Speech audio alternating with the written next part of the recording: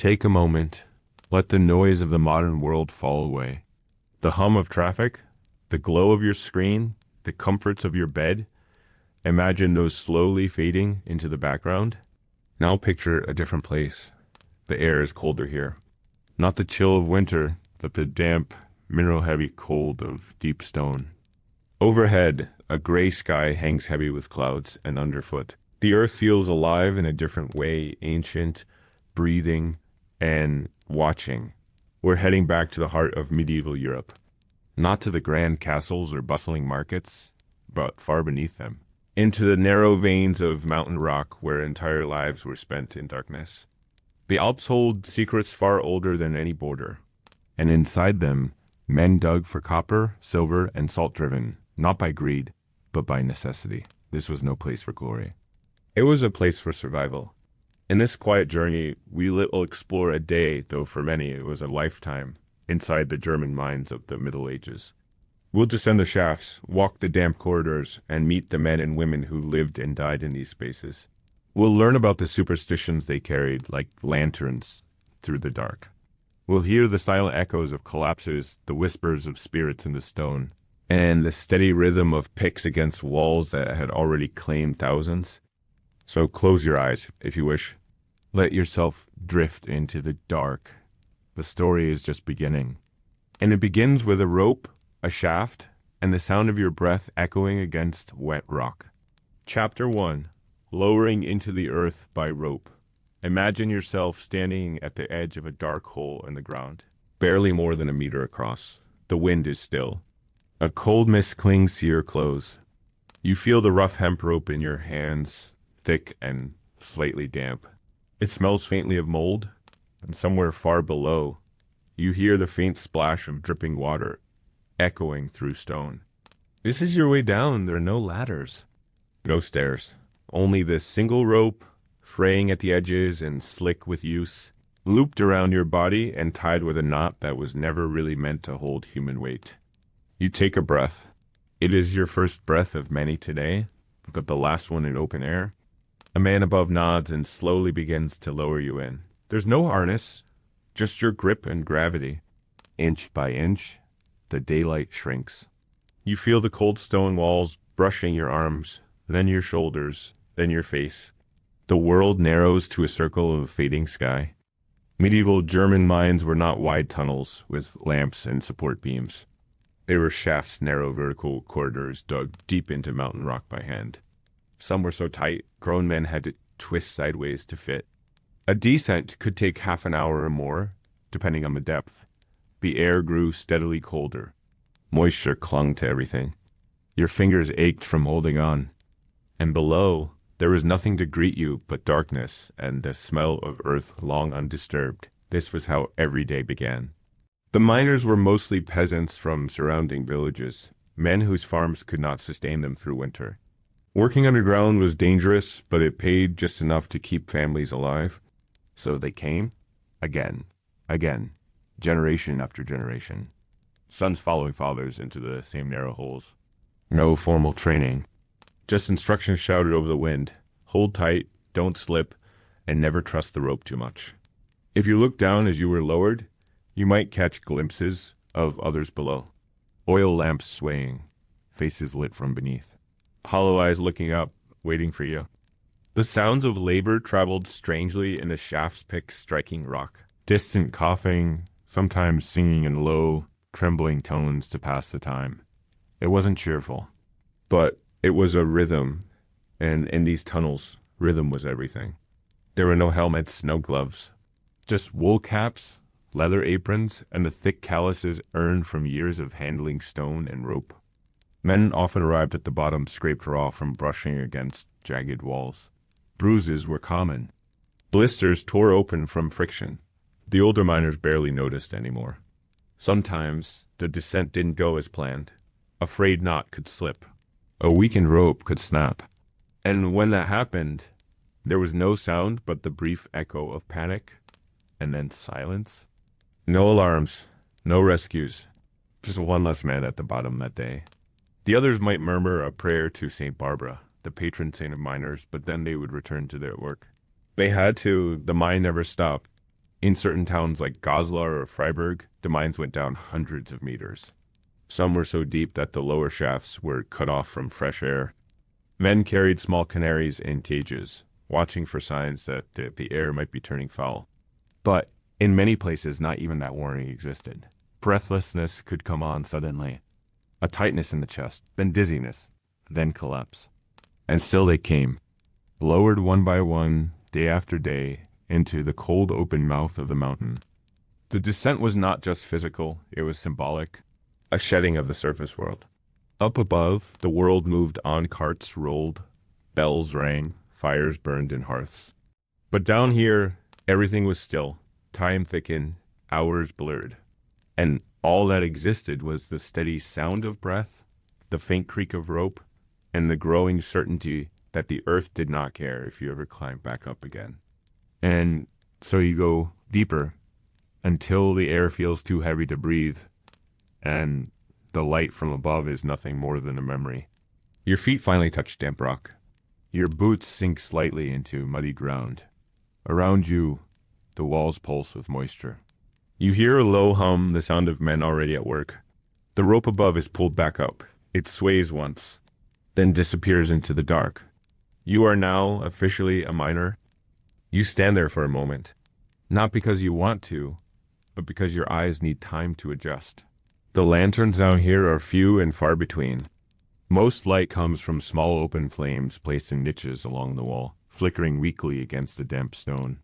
Your breath feels thick, like you're inhaling the mountain itself, cold, metallic, and faintly sour. The floor beneath your boots isn't flat. It dips and slopes with uneven rock, worn only by the boots of those who've come before you. Trickles of water wind their way along the edges, disappearing into cracks you don't dare peer into for too long. Every step you take makes a soft squelch, and occasionally, the distant clink of a pickaxe echoes faintly through the stone. It doesn't sound near, but it doesn't sound far either. Down here, sound plays tricks. An older man shuffles past you.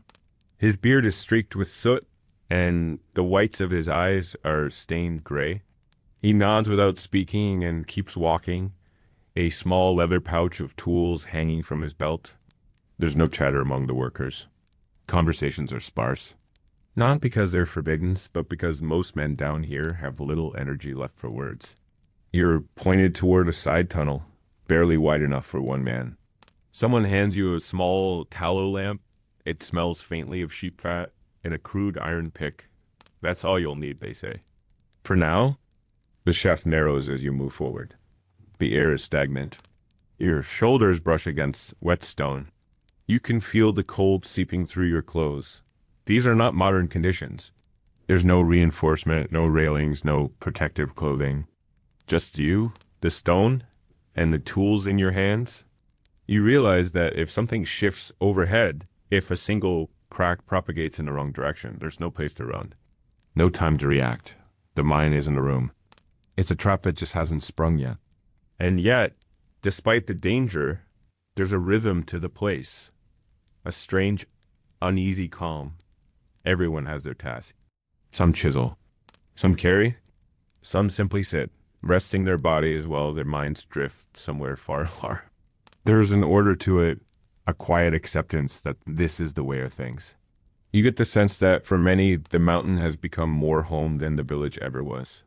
You notice small carvings etched into the stone near the entry to your tunnel.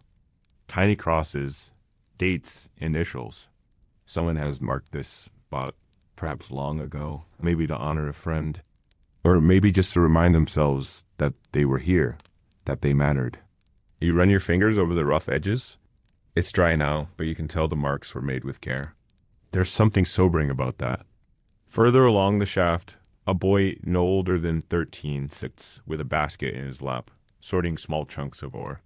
He glances at you briefly, then returns to his task. His fingers move automatically. He doesn't look unhappy, just resigned. In some places, boys like him were brought into the mines by their fathers. In others, they were orphans indentured to the town. Either way, this was their life. No schools, no fields. Just stone and silence.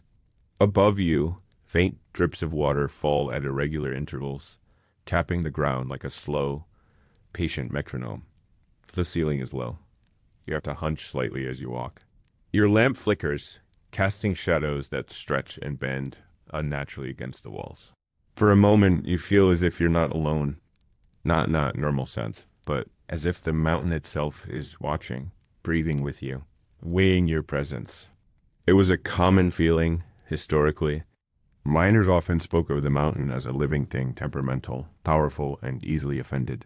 They left small offerings at certain points in the tunnel, bits of bread, a few drops of beer, anything to stay on its good side. They feared more than just collapse or gas. They feared what couldn't be seen, what couldn't be explained. You move toward the end of the tunnel. It opens slightly into a pocket chamber. Here, you see 3 men already at work, rhythmically striking at the copper-streaked wall. Their blows are methodical. They aren't trying to break the stone all at once, just chip away at it, flake by flake, coaxing the mountain to give up its treasure. One man pauses, breathes heavily, and spits into the dirt. His face is streaked with grime, his lips pale. Still, he lifts his tool again. You take your place beside them, unsure at first. The stone feels harder than it looks. Your first swing sends a jolt up your arm. You grit your teeth and swing again. And again, after a while, the rhythm takes over. The aches in your shoulders, the sting in your palms, the stiffness in your back, they all blend into the cadence. You are no longer thinking about anything except the next strike. Time passes without notice. Hours feel like minutes and minutes like hours. You lose all sense of it. No clocks, no sun. Just labor. Eventually, someone touches your arm and gestures toward a narrow alcove carved into the side. A break, they say. You sit. You drink water that tastes faintly of tin. You chew on dry bread, which sticks to the roof of your mouth and takes a long time to swallow. No one talks much. There's nothing new to say. The shaft hums with tired breathing and the occasional creak of boots shifting against stone. You close your eyes for a moment, and when you open them, it feels like you've aged a week. You'll be here for many more hours before the rope is lowered again. And tomorrow, you'll return, just like they all do. Because in this world, there is no alternative. Up there, the sky still turns blue. The birds still sing, but down here, none of that matters. Chapter 2. Breaking rock in the belly of the mountain. The break ends as quietly as it began. A brief nod, a slow shuffle back to the wall, and then the rhythm resumes. The pick returns to your hand. The weight is familiar now, not exactly welcome, but less foreign than before. You square your stance, adjust your grip, and begin again. Stone against metal, metal against stone, over and over again. There's no glamour here, no excitement. One of your fingernails is cracked, the skin around it torn and raw. You glance at the others. No one complains. It doesn't sound human. Not an animal either. More like the stone shifting its weight. Everyone pauses for just a second. Not because it's unusual, but because it never stops being unsettling. The mind is never truly still. It creaks, settles, breathes. Some say it even speaks. But those are just stories passed along by candlelight, often when someone's already had too much beer. You sit against the wall, roll your shoulders, flex your fingers, and eat what little you've brought. Today, it's a piece of cheese and a crust of rye bread, hard enough to knock against stone. You soften it with water and chew slowly. One of the others pulls out a tin cup of beer, weak and warm, but still the only moment of relief in the entire shift. The man beside you is working with a wrapped hand, fingers blackened from some infection. He says nothing. He simply continues. When a certain group passes through, heading to a different chamber, you know you've been down for 3 or 4 hours. A place they used to know, but now only remember in fragments.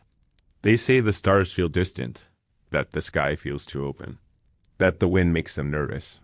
Down here, everything is enclosed, predictable in its danger, honest in its silence.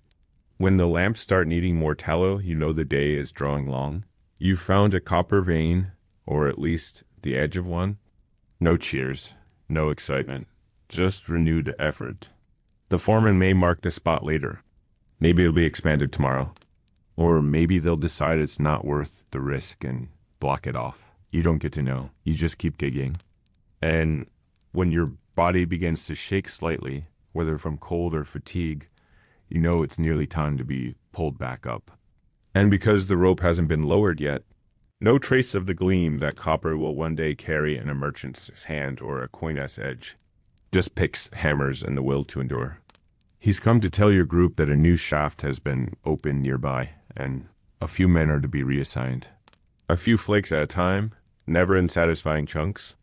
Dust hangs in the air now, stirred by your movements and lit faintly by your lamp. A mother who never quite looks you in the eye anymore. A father who stopped speaking when his own mining days ended with a shattered leg. He still wakes screaming sometimes. He says the mountain held him down, tried to keep him. You used to laugh at that, not anymore. You feel it in your throat, a dry coating that won't go away no matter how much you swallow. The older miners have a cough, a persistent rasping sound that never leaves them. It's called miner's breath. A mix of dust, mold, and exhaustion that slowly hollows out a man from the inside. There's no cure, just quieter coughing as time goes on. There's a brief exchange, more nods than words. The boy disappears just as quickly. They drift in from other tunnels, sung by men you cannot see. Some are meant for comfort. Others are meant for protection. It's easy to believe, down here, that something other than stone is listening. He'll carry 10 more messages like that before the day is done. If he's lucky, he'll eat a piece of bread tonight. If not, he'll sleep cold against a wall, like he has many times before. Fire setting was sometimes used, a technique where fires were built against the stone walls to heat them. Then quenched with water so the sudden temperature change would crack the rock. But that was dangerous. The smoke alone could choke a man unconscious in minutes, and if the stone broke too suddenly, it could crush anyone nearby. More often, men simply dug. What you strike now is just wall tough, uncooperative, and endless. You don't know exactly where the copper vein lies. No one does. But the foreman pointed to this chamber, and that's enough. So you keep chipping. In medieval mines, the process of extracting ore was painstaking and slow. There were no drills, no explosives. The ore you're looking for, usually copper or silver, is embedded within harder stone. The valuable metal doesn't glitter in clean streaks or clumps. It hides in dull, gray seams barely distinguishable to the untrained eye. But the older men know. They know how to read the texture of the rock, the subtle shift in color, the slight change in resistance when the pick strikes just right. A good miner can sense when he's close. A better one never says it aloud, for fear of tempting misfortune. As you work, your thoughts wander, not in any particular direction, but in the way that fatigue allows. Images drift across your mind. The forest path you walked this morning, your mother's face lit by the fire. The way your fingers used to move when you carved wood before the blisters made it painful. The mind lets you think, because it asks nothing more than repetition. But it also keeps you just aware enough of danger that your mind never fully escapes. Your hands are already beginning to stiffen. The tendons in your wrist ache with every motion. There's a low groan from somewhere deeper in the tunnel. After a while, a runner arrives, a boy, shirtless and barefoot, carrying a message from the upper chamber. You continue working. The wall yields reluctantly. Occasionally you hear singing. Not cheerful songs, but slow, low hymns, fragments of prayer, sometimes Latin, sometimes local dialects. Every few hours you're allowed a short pause. There are no clocks here. Time is kept by changes in sound and rhythm. But you're not done yet. You feel the stone change beneath your pick. A faint glint, greenish and faint, appears in a crack. One of the older men leans in and squints. He nods. Your back screams in protest. Your shoulders feel numb. But you keep going because you've already come this far. Some men talk about life above ground as if it were a different world. You think of home, if you can call it that. A single room shared with 3 brothers, so you keep digging. Because the mountain never stops asking. You lose count of your swings. After a while, there's no point in keeping track. Your muscles don't really respond anymore. Your arms just move on their own, pulled forward by the same force that drags the tides or sways the trees. Not actual silence, of course. The mind is never completely quiet. One of the older men nods as if he's been expecting it. He hands you his spare blunter, heavier, but serviceable. Tools down here are precious. If you break two in a single shift, the foreman may dock your pay. In places like Schwaz and Remmelsburg, entire hillsides were hollowed out by hand. The deeper levels were often only reachable by crawling through narrow stone chutes. Some were no wider than a man's shoulders, and once inside you couldn't turn around. You simply crawled forward, hoping that the way ahead didn't end in collapse, or a cave-in, or something worse. Seasons shift. Rain falls on rooftops. Fires crackle on hearths. But here, below it all, time stretches thin. Nothing grows. Nothing dies, not in the normal way. Things just fade. Slowly. Quietly. Other times, it doesn't come at all. Not until well into night. You've spent entire nights down here before. Huddled by the wall, sharing warmth with others, whispering stories to stay awake. The tunnels are coldest after midnight. The lamps burn low. Shadows stretch impossibly far. You learn to watch them without staring. Staring too long makes them shift. The same faces, the same tasks, the same aching rhythm. What drove them to carve through this rock to follow the veins deeper and deeper? Some say it was greed. Others say desperation. Maybe both. The towns above depend on what comes out of here. Copper for trade. Silver for coinage. Salt for preservation. But as the air changes, as the darkness begins to thin, you feel something like relief. The mountain lets you go for now. But down here, it's not about commerce. It's about surviving long enough to leave, or send you to the far shaft. No one wants the far shaft. It's minor, just a section of loose ceiling giving way, but it still draws gasps from the men nearby. The dust settles, no one's hurt, but everyone moves a little slower afterward, a little more careful. The mine is reminding you. You walk back to the shaft in a quiet line, like monks leaving a chapel. One by one, men are tied to the rope and lifted upward, their bodies sagging with exhaustion. You wait your turn. When it comes, you grasp the familiar knot and let yourself be hoisted back toward the light. It always does. But if the wind shifted or a passage collapsed above you, the airflow could stop in an instant. There were no alarms. No warning, just a sudden tightness in the chest. You sit back against the wall, eyes closed. The cold of the stone seeps through your shirt, but you barely notice. The wind brushes your face, unfamiliar after hours in the still air below. You breathe deeply. The world smells sharp and wet. You are above ground. You are alive. Someone next to you lights a small pipe. The smoke smells strange bitter, slightly metallic. You don't ask what it is. It doesn't matter. Whatever helps dull the ache, they say. Whatever keeps the ghost quiet. A heat that rose despite the cold stone around you, then darkness, then silence. It's deeper, narrower, and the ceiling drips constantly with icy water. About the men who kept working even as the air turned foul, who felt their limbs grow heavy, their minds sluggish, who sat down to rest just for a minute and never stood again. Your head is heavy, and your jaw hurts from clenching it. You return to your place, and the work resumes. This is the second stretch of the shift, the harder one. Your body has already given most of what it had. Now it runs on habit and sheer memory.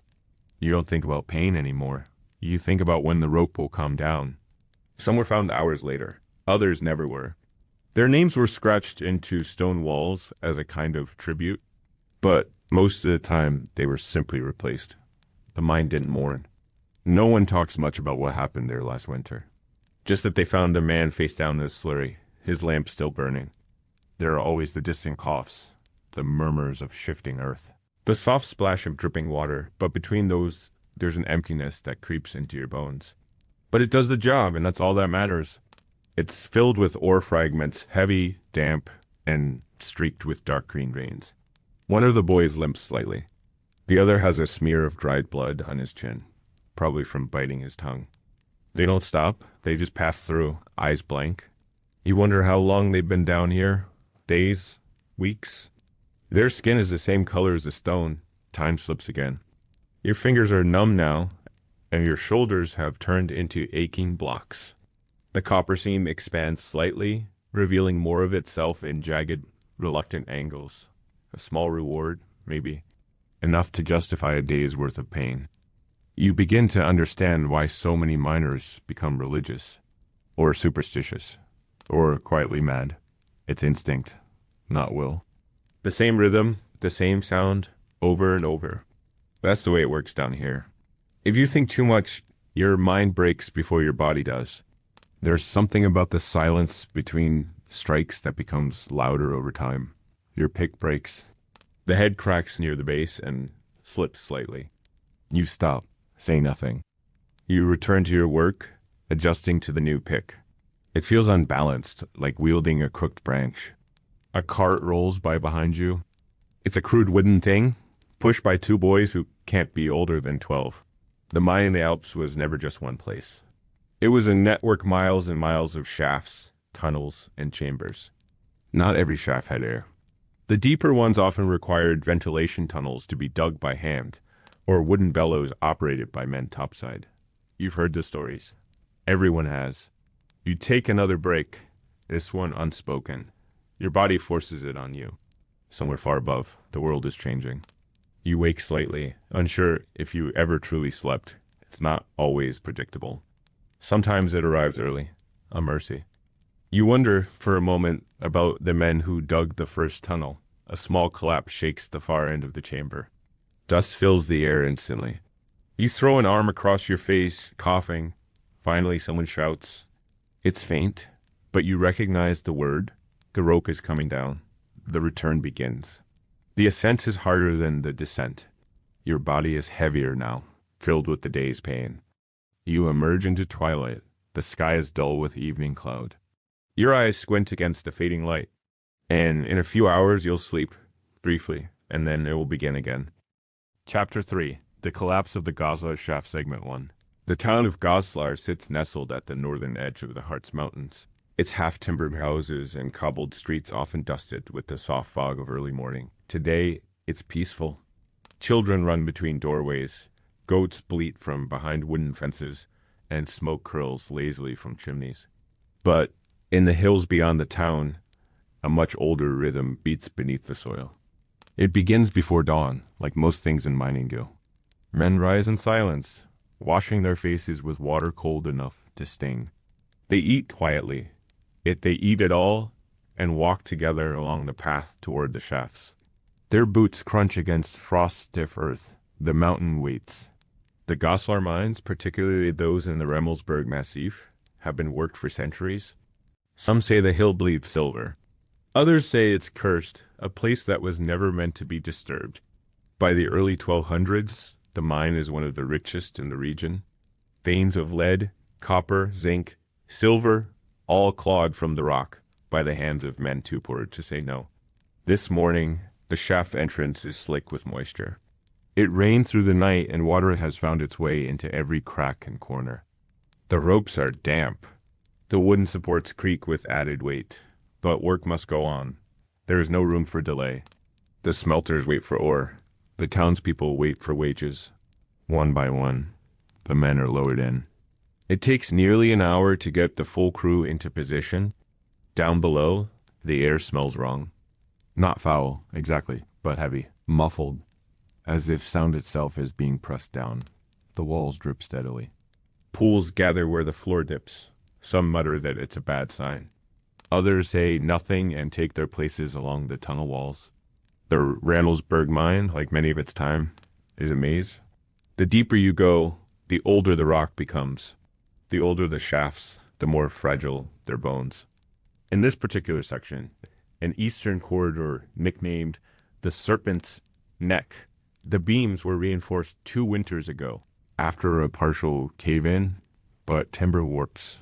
Rain eats through nails, and the men working here today have no idea that the earth has shifted again during the night.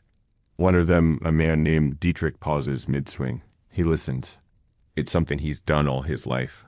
His father A miner before him taught him that the mountain whispers just before it moves. Not a sound you can explain, but a kind of tension, a wrongness. Today, he feels it in his chest. Like the air has grown too thick, too still. He lifts his lamp and scans the ceiling. There's a thin crack running along the beam overhead. It wasn't there yesterday. He points it out to the man beside him.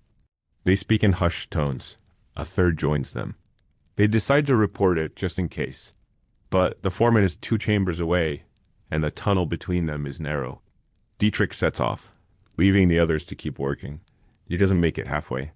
It begins as a low groan, the kind of sound the mountain sometimes makes when no one's speaking, an ancient grinding noise that seems to rise from the earth's stomach. Then comes the snap. Sharp, quick, unmistakable. Wood splinters, stone follows. The collapse is not fast, not at first. A section of ceiling crumbles like stale bread, falling in chunks the size of fists. Men shout, dropping tools, turning toward the shaft, but panic spreads quicker than warning.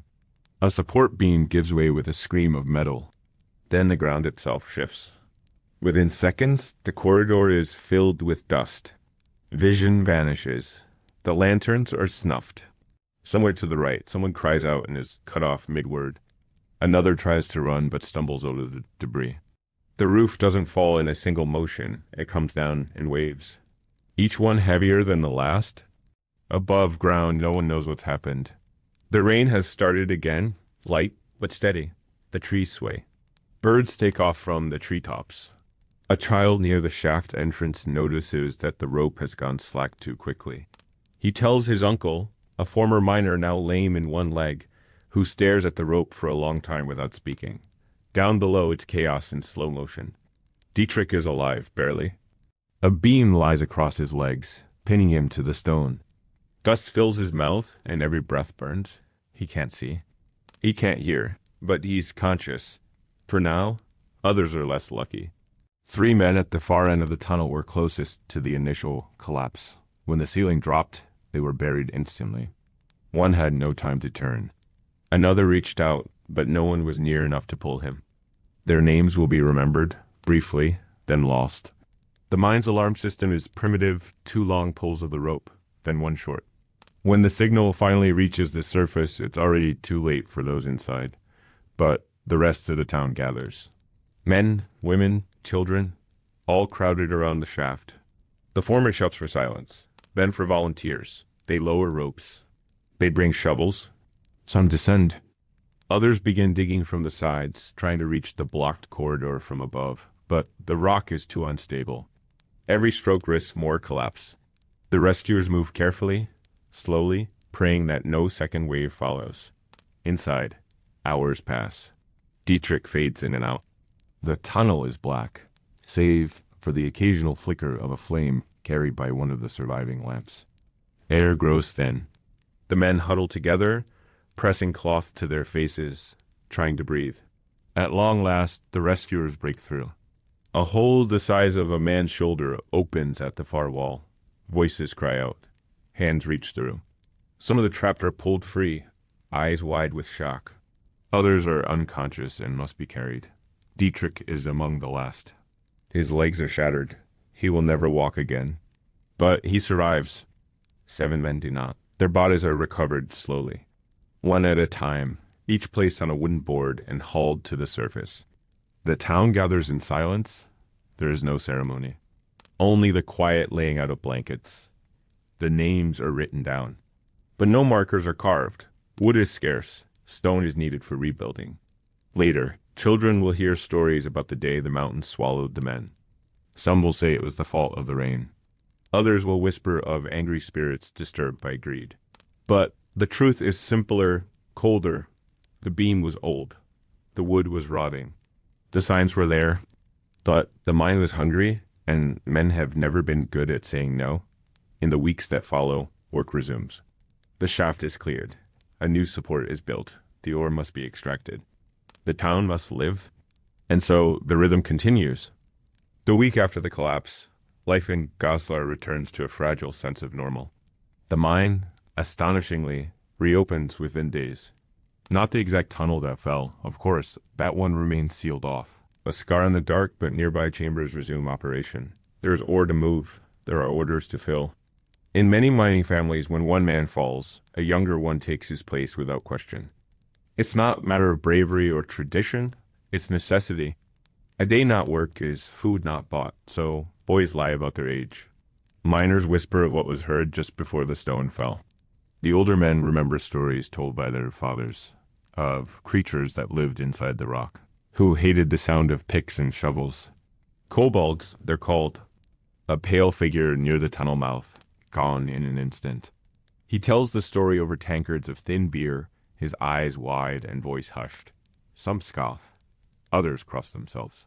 He has no proof, of course. No one ever does.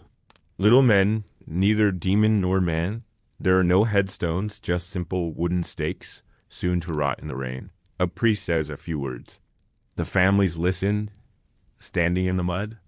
A crust of bread, a pinch of salt, a few whispered words. The shaft is repaired again, this time with stronger beams and a new cross dug to relieve pressure from the east. But no amount of timber can erase what happened. The new workers avoid that tunnel if they can. The air feels wrong there. The silence too complete, not from fear, exactly, but out of respect. A page stained with soot and smudged with damp, listing 7 names. Beside each, a short line, lost in tunnel collapse. Spring. No details, no description, no fault assigned. The mine is not just a hole in the ground. It is something alive, something older than kings and deeper than memory. How the walls seemed to sweat more often. How tools went missing more frequently. How the shadows stretched just a little longer. Those are not things that go in ledgers. The town cannot afford candles for all the funerals, so the burials are held one after the other, like chores to be completed before dusk.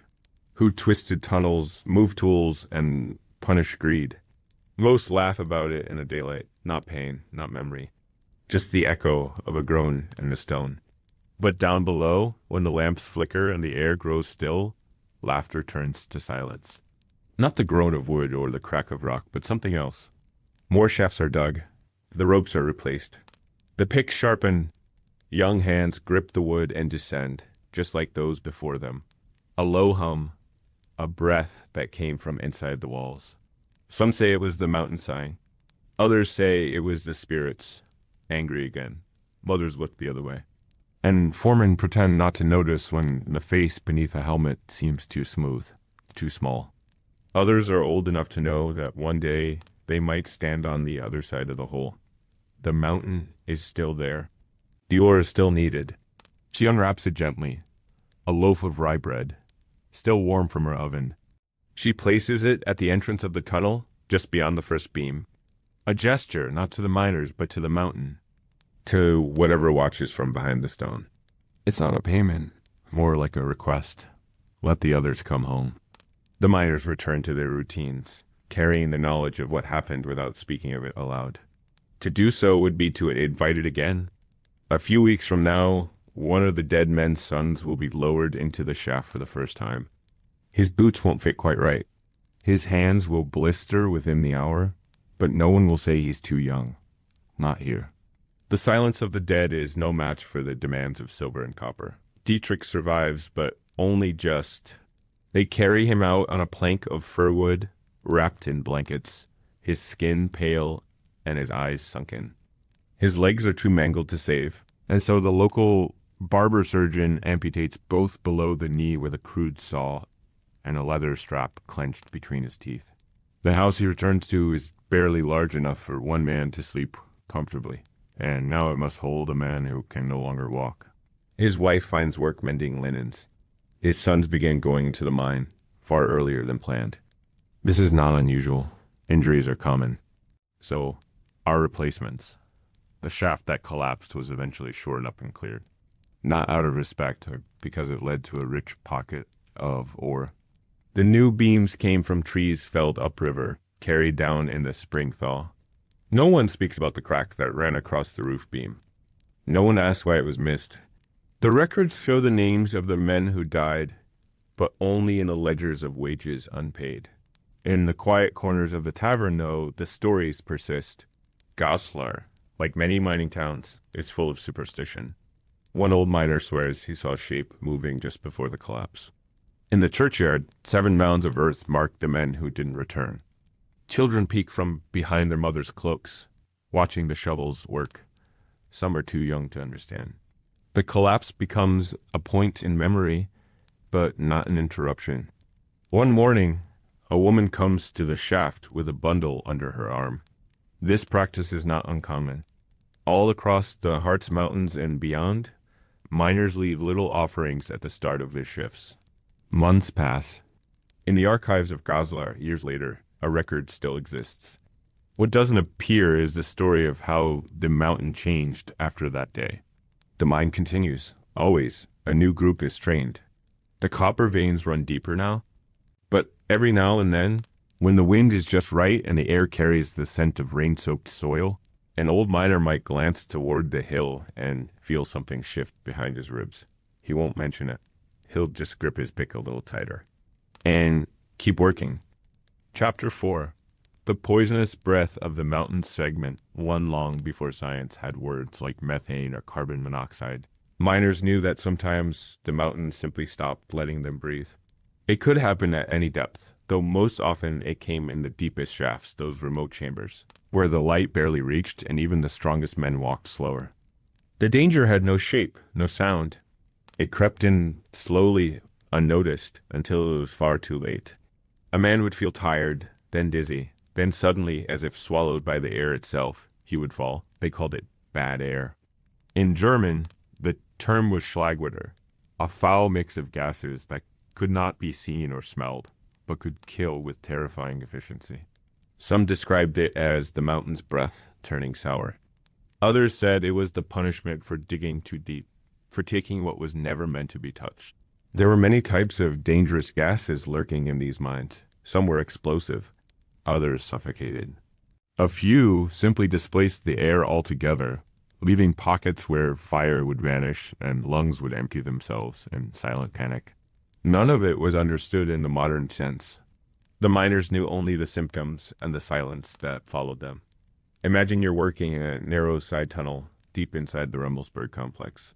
The walls here are older, darker, the rock less stable. You've been digging for hours. Your lamp flickers oddly, but you think little of it at first. Then the flame dims further. Not like it's running low, but like something is smothering it. You raise the wick, and still it shrinks.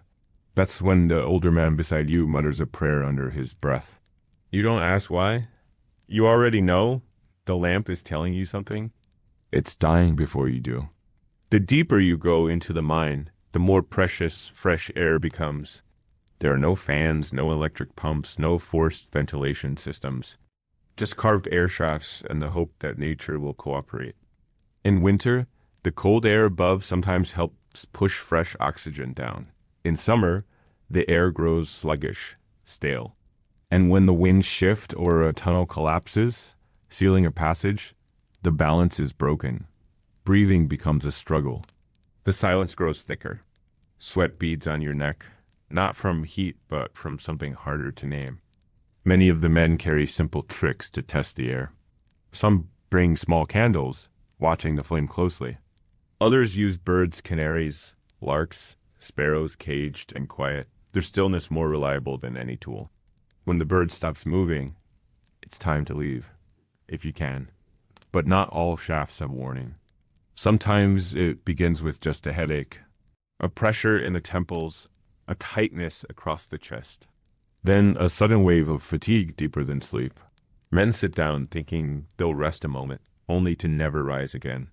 If they're lucky, someone sees them and pulls them toward the surface. If not, they are found hours later, their faces pale, mouths open, lungs full of nothing. One such case became legend in the town of Freiburg. A man named Jorg, young and strong, was working the third eastern drift when his companions noticed he'd gone quiet. No cough, no footsteps, not even a sound of pick on stone. When they turned the corner, they found him sitting, back against the wall, lamp guttered. His eyes were open. He looked peaceful, but his chest did not rise. They dragged him to the shaft mouth and tried to revive him with cold water, A priest came, then a physician, but neither had anything to offer. Jorg was buried near the chapel wall, with no wounds, no fever, no explanation beyond the simplest one. The air turned on him. The men who worked that drift refused to return the next day. Not from fear, but out of protest. The shaft needed better air, they said. The foreman disagreed. A week later, 2 more miners collapsed. The mine was shut for 3 days. Then the wind shifted, and work resumed. No one ever speaks of Jorg's face, but many remember his silence. To combat the threat, miners developed rituals. Small routines meant to create a sense of control where none really existed. Some would whistle softly as they walked, believing that as long as they could hear their own tune, they were safe. Others would leave twigs or bits of straw in certain places, watching to see if they trembled with unseen air currents. The smallest movement was a comfort. Stillness was terrifying. In some mines, fires were set near the entrances of new shafts to test the gas. If the flame flared, they assumed the air was fine.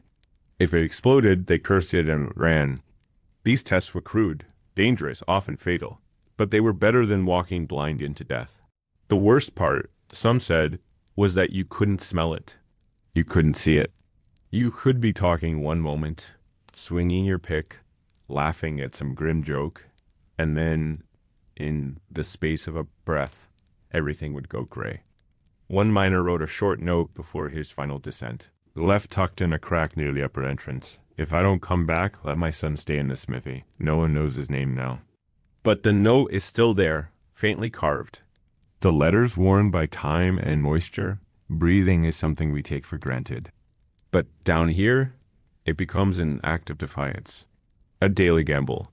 You learn to listen to your lungs, to the silence, to the way your body feels after each inhale. You become attuned to things most people never notice. The thickness of the air, the dryness of your tongue, the strange pressure behind your eyes. Sometimes the gas would build up slowly over days. Workers might feel sluggish but not sick. The foreman would dismiss complaints as laziness. Then someone would faint. Then another. The tunnel would be evacuated. Sometimes just in time, sometimes not. The most feared gas, though, was the one that burned. It crept in with no warning, mixing with dust and sweat. A single spark, maybe from a boot scraping stone or a tool striking pyrite, was enough to turn the air itself into flame. Old chambers could ignite in seconds, the blast moving faster than a man could run. Those closest to the source were never found. Those farther away were thrown against the walls like dolls. The fire left no mercy, only silence. It didn't happen often, but often enough to keep every man wary of his own breath. And yet, they kept going down. Every day. The fear of bad air settled deep into the bones of every miner, passed down from one callous hand to the next like a cautionary tale etched into skin. He didn't talk about it in full sentences. It wasn't the sort of thing you brought up over meals or during the walk to the shaft, but it lived in every glance, in every quiet check of the lamp flame, in every breath held for just a moment too long. The fear was never named out loud, but it was always there, breathing down your neck. In the mining settlements of Saxony and the Harz, legends began to blur with reality. Some said the gas had a spirit of its own, that it wasn't just invisible, but conscious, that it could sense a man's heartbeat and wait for his guard to lower. These weren't the playful stories told to children. These were the whispered warnings traded in the deep, where the walls sweated and the air stood still. There were tales of entire shifts lost in silence. A team of 6 men, all experienced, all strong, entered a lower corridor one morning and never returned. The rope puller at the shaft top noticed it first. They hadn't rung the bell at midday, hadn't sent up a single load of ore. At first, they thought the team was just working longer trying to finish a particularly rich vein. But by dusk, the silence grew suspicious. When the search party was formed, they entered cautiously, checking their lamps every few feet. What they found was horrifying in its stillness. All 6 men, spaced along the corridor, sat slumped exactly where they had been working. Picks still in hand. One had even started eating. A half-bitten piece of dried apple lay near his boot. None showed signs of injury. None had tried to escape. Whatever hit them had come quickly, silently, and without warning. The cause, of course, was bad air. The kind that seeps in when a nearby shaft collapses, sealing off ventilation, or when certain minerals, especially sulfides, release toxic fumes as they are chipped and broken. The result was the same each time: breathless stillness, followed by the long walk back with bodies wrapped in wool and silence. To try and fight it, some towns began carving wider ventilation tunnels, sometimes called wind alleys. These were long, narrow channels dug parallel to the main shafts, intended to keep the air circulating. But they took time, tools, and labor, three things always in short supply. In the poorest towns, the air tunnels were shallow or blocked.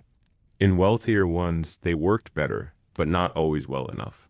Another method involved air bells, wooden devices shaped like large scoops, which miners could wave through the air to test for movement. They didn't fix the gas, but they helped to locate the still spots. Some men swore by them. Others thought they were useless superstition. But even the skeptics used them, especially after hearing one too many stories from the next valley over. And always there were the birds. Canaries were most common, bright, fragile things that breathed faster than any man.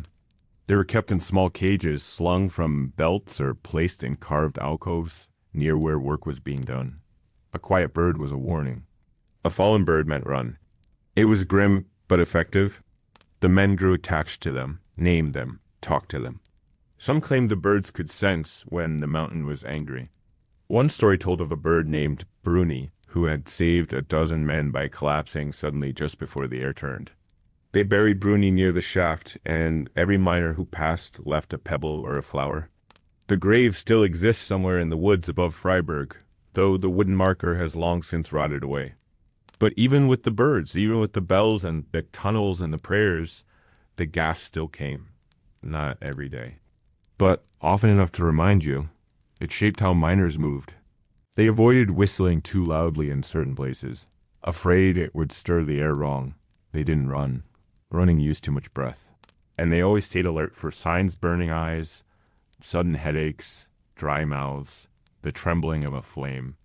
When those appeared, it was time to stop and wait. Sometimes it passed. Sometimes it didn't. There was a man in the Goslar mine who swore he could smell the gas. No one believed him at first. He'd claim it smelled faintly of old eggs and cold iron. Everyone laughed, until he started walking out of tunnels minutes before others began coughing. They started watching him more closely after that. He never explained how he knew. He just said the mountain spoke, if you listened right. But even that man wasn't always right. One day, the shift started as usual. The air felt thick, but not dangerous. The lamps burned, the birds chirped, but by midday, the chirping stopped. Men noticed too late. The gas had come in from beneath, a seep from a crack in the floor. It didn't rise, it pooled low, like water, creeping into boots and legs before reaching the lungs. By the time the alarm was raised, 4 men had collapsed. Only 2 survived. After that, the miners began to carry long poles, poking ahead of them as they walked, watching how the birds reacted to movement. It helped a little, but not enough. The most frightening thing was how the air could turn on a dime. 1 hour it would be fine, the next, death in every breath. And still, the miners returned. Because they had to. The deeper they dug, the worse it got. At certain depths, it became harder to keep a full breath. The body adapted slowly, but never completely. Miners developed shallower chests, narrower lungs. They walked with their mouths open, trying to pull more air in. Children of miners often had the same posture, even if they never worked underground. In town, a sort of quiet reverence grew around breathing itself. Fresh air was precious. Many miners walked to the woods on rest days, just to stand among the trees and feel their lungs open. They would close their eyes, inhale deeply, and for a brief moment, forget what it felt like to choke. Some of them never really adjusted. They'd return from the mines and sit for hours by the window, staring without speaking, their faces pale, their hands shaking. They weren't afraid of the dark. They were afraid of the silence that came before the air turned. The way it felt when the world slowed and your chest betrayed you. There are no monuments to those who died by gas. No dramatic tales or songs sung in their honor. Their deaths were too quiet, too invisible. But in every shaft, every tunnel, every miner's whispered prayer, their memory lingers. Because when the mountain decides to take the air from your lungs, there is no warning, no reason, no appeal, only the silence that follows.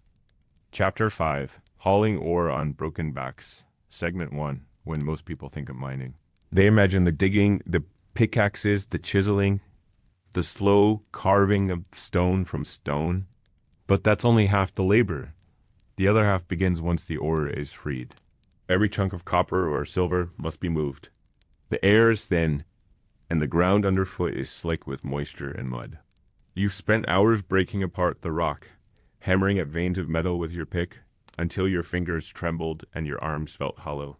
There are no smooth stairs, no clean ramps, just uneven stone cut by hand, rising and turning in abrupt, punishing steps. You grip the wall with your free hand, leaning forward so the sack doesn't pull you backward, and begin to climb. But now the real work begins. You kneel, breathing through your mouth, and begin filling a large sack with ore heavy, uneven, cold to the touch. Most ore had to be transported by hand, shoulder, and sweat. Those who moved fastest were paid more. So men pushed themselves until their legs gave out. Your shoulder feels as if it's on fire. You pause, pressing your back to the wall to rest, but only for a second. Here, a wooden beam runs along the side, a kind of guide rail. You grab it, use it to pull yourself forward. Your boots sink into the mud. You can smell the air changing, your body sags. A boy takes the sack from your shoulders, dragging it toward the weighing station. You straighten slowly. The wind touches your face, and it feels like a luxury. You've made it, for now. Still damp, but now tinged with the faint sweetness of open space. The surface is near. You focus on that. They developed a slow, deliberate gait that balanced strength with stability. It was ugly to watch, almost animal-like, but it worked. You could spot them in town, even out of uniform, the way they walked slightly to the side, as if still navigating a narrow shaft. They became known not by name, but by silhouette. There goes Bent Johann, they'd say. Some tried to bargain, to do half loads, to carry less. But those who carried ore all day without tools were often viewed as lower, rougher. Their hands were coarser, their tempers shorter. They didn't talk much. Their bodies were too occupied with endurance to leave room for words. But they were usually replaced by someone younger, hungrier, more desperate, and so the cycle continued. Or Crooked Lucas, the one who hauled double loads. Those who tried to move quickly didn't last long. If you stop too long, the sack will dig in harder. The muscles will seize, and the man behind you might not be able to wait. So you push off the wall and climb again, until their backs twisted and their knees swelled and their fingers curled permanently around invisible ropes. The weight builds fast. What feels like a few handfuls becomes dozens of kilograms, pressing into the canvas like stones packed in a grave. And judged by a man who's never set foot inside the mine, you think only of the next step, of lifting your foot and planting it somewhere solid. Not just ache or sore, but deep. Bitter terms passed from minor to minor words that didn't translate cleanly because they described something more than injury. They described a state of being, a kind of numbness, a permanent tension that settled in your bones like a second skeleton. Carried, hauled from the dark belly of the mine to the surface above where it can be washed, sorted, and smelted. The sack rolls back, sometimes taking another man with it. If they're lucky, they hit the wall. If not, they tumble into the pit below. It doesn't take much, just a slip, a missed step, a momentary lapse. There's no safety rail, no one to catch you, and the shaft keeps no record of the fallen. The pain is sharp, immediate, but expected. You know this feeling? It's the second burden of mining, first the breath, then the weight. And in the medieval Alps, this was no simple task. After a long shift underground, when muscles already screamed for rest, the body had to become a beast of burden. The average load could weigh 40 to 60 kilos, sometimes more, depending on the value of the ore. There were no breaks along the way, not unless you wanted to risk falling or getting trampled by the next man behind you. There were no tracks, no pulleys for every shaft, no powered carts. There were only backs. Human backs. Yours. Imagine you're in the lower chamber of a tunnel freshly worked. You hoist the sack onto your back. It slips. You adjust. It cuts across your shoulder blade. You pull again. The path to the surface is not short. It winds upward through cramped tunnels and angled shafts, some barely wide enough for your shoulders. Your boots slip. Not all the way, just enough to make your heart stutter. You steady yourself and keep going. For many miners, this was the worst part of the job. Some shafts had crude wooden sleds or small wagons, but these only worked in the wider tunnels, which were few and far between. In many towns, there were specific words for this kind of pain. At the halfway mark, your vision blurs. The upper part of the shaft is steeper. You don't think about what happens after. You don't think about how you'll return below in less than an hour, or that the ore you just carried will be weighed at the top. You emerge blinking into the pale daylight. But others are still behind you. Some fall on the way up. It happens. Their legs give out. Miners learn to guard their movements, to place each step with care, each breath with purpose. Some men develop permanent stoops. Their backs curve from years of bending, their necks stiff, their hips rotated forward. The irony was bitter. The strongest men became the most broken. Still, the hauling had to be done. No ore meant no wages. No wages meant no bread. The hauling also divided the men. Some were diggers, some were haulers. A few did both. And yet, they were essential. The mine didn't care who found the vein. It only cared who brought it to the surface. Back at the surface, the sorting yard hums with quiet movement. Men unload sacks onto wooden tables, where others slice them open with dull knives and spill out the contents. Some miners wrap cloth tightly across their waists, not for comfort, but for compression, in an attempt to keep their spines aligned under weight. But over time, even the best wrappings wear out, and no cloth can prevent the quiet grinding of bone against bone. The ore is picked over useful metal separated from stone, sorted by weight, by color, sometimes just by instinct. The best chunks are tossed into baskets bound for the smelters. He could still use his hands, though not well. When asked about that day, he'd shrug and say, "The mountain said no." Some more, if they were lucky or unlucky enough to be fast. A few became famous for it. Men who could carry more, climb faster, return sooner, the ones who fell, who dropped a sack and went tumbling with it, limbs flailing, striking stone edges, vanishing into darkness. Others dreamed of climbing endlessly, never reaching the surface. A few dreamed of falling not fast, but slowly, drifting downward into the shaft with no end in sight. Not peace, exactly, but something like it. The mind quiets. All that matters is movement each foot, placed properly, each grip held tight. One man recites the same line over and over. The weight is real. The weight is right. It sounds like madness, but maybe it's the only thing that keeps him from letting go. In a world filled with uncertainty, pain, and short-lived comfort, this rhythm is at least dependable. Hard, but dependable. They'd wake gasping, clutching the bed as if it were stone. Their bodies were hard to retrieve. Sometimes it took hours, sometimes days. The foreman shouts for caution, but few listen. The next team is already being lowered in. No time to waste.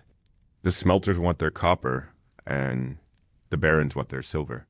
If the shaft was too narrow, they have to wait until a side passage could be carved. Another boy drags it away, hands too small for the task.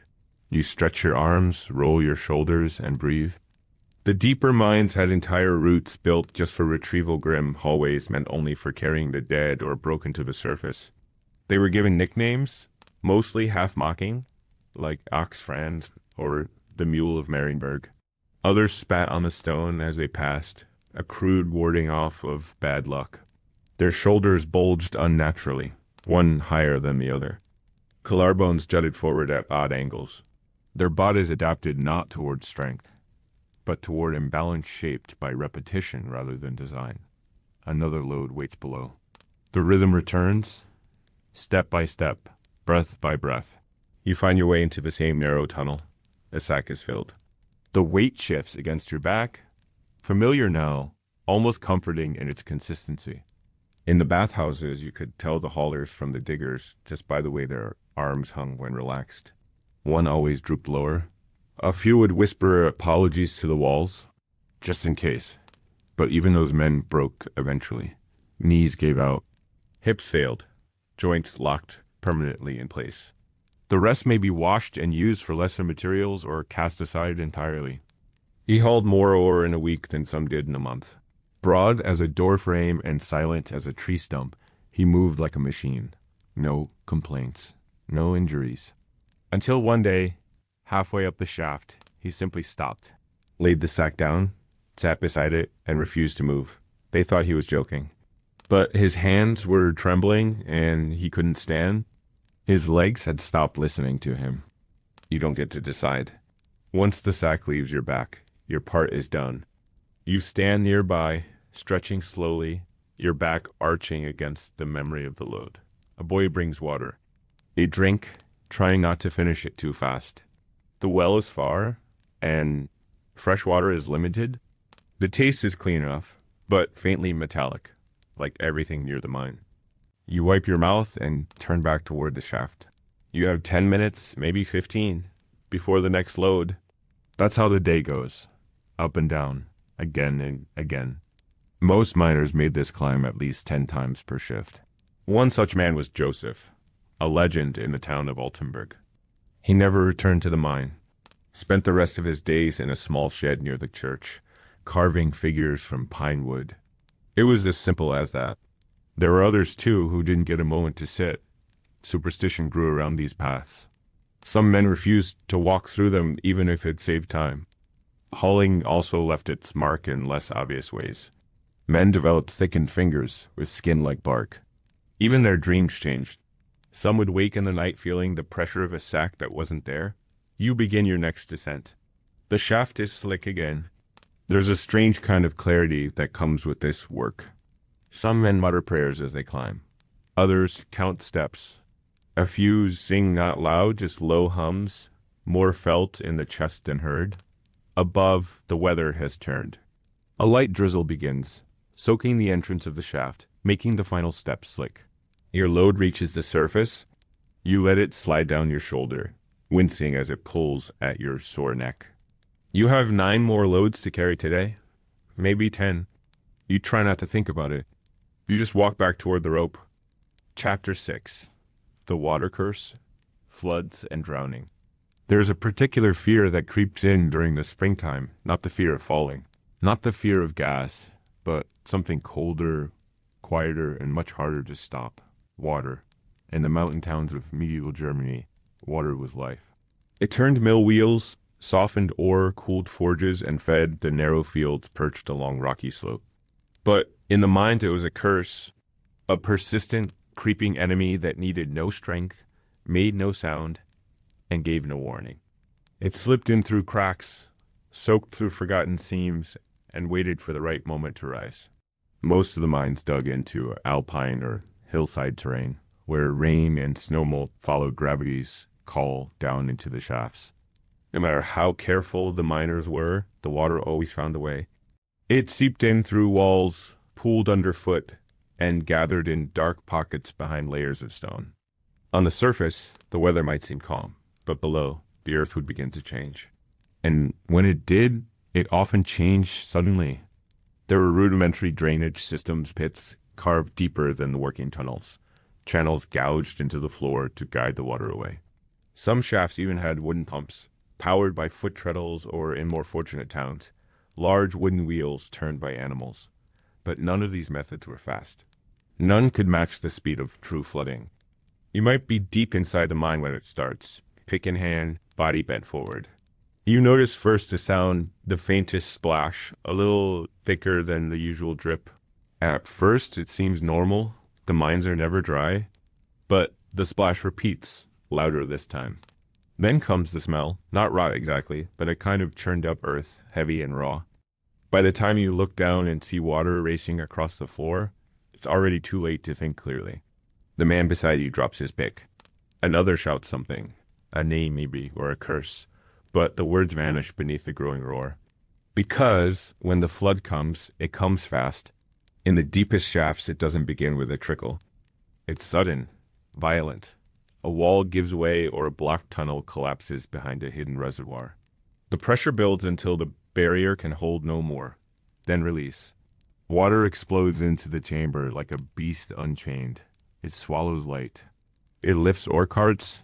It knocks men off their feet and slams them into the walls. There's no high ground underground. No tree to climb. No door to close.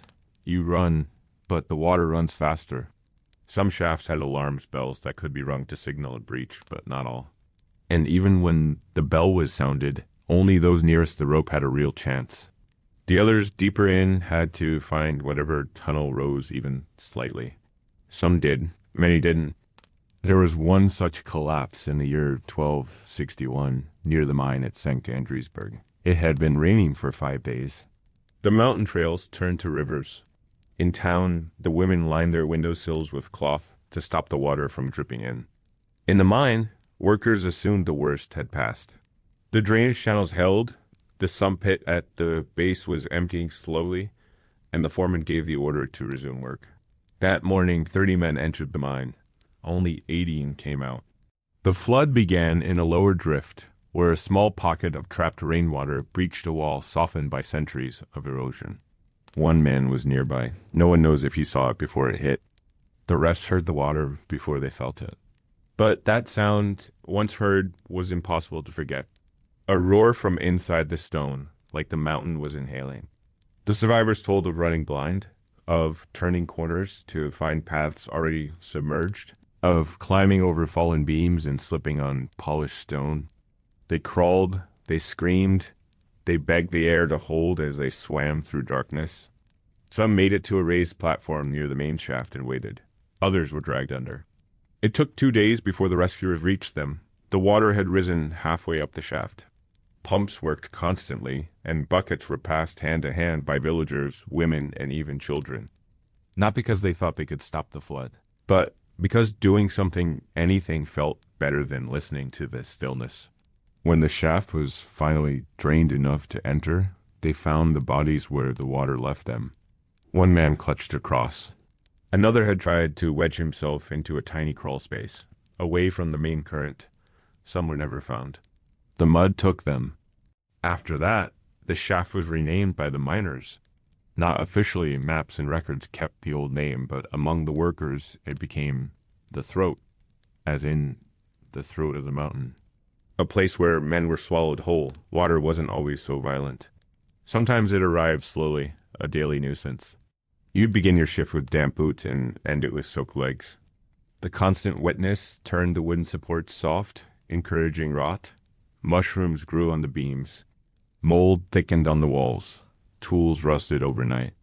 Lamps hissed and dimmed when the moisture grew too thick. It became hard to tell if the sweat on your brow came from work or the dripping ceiling.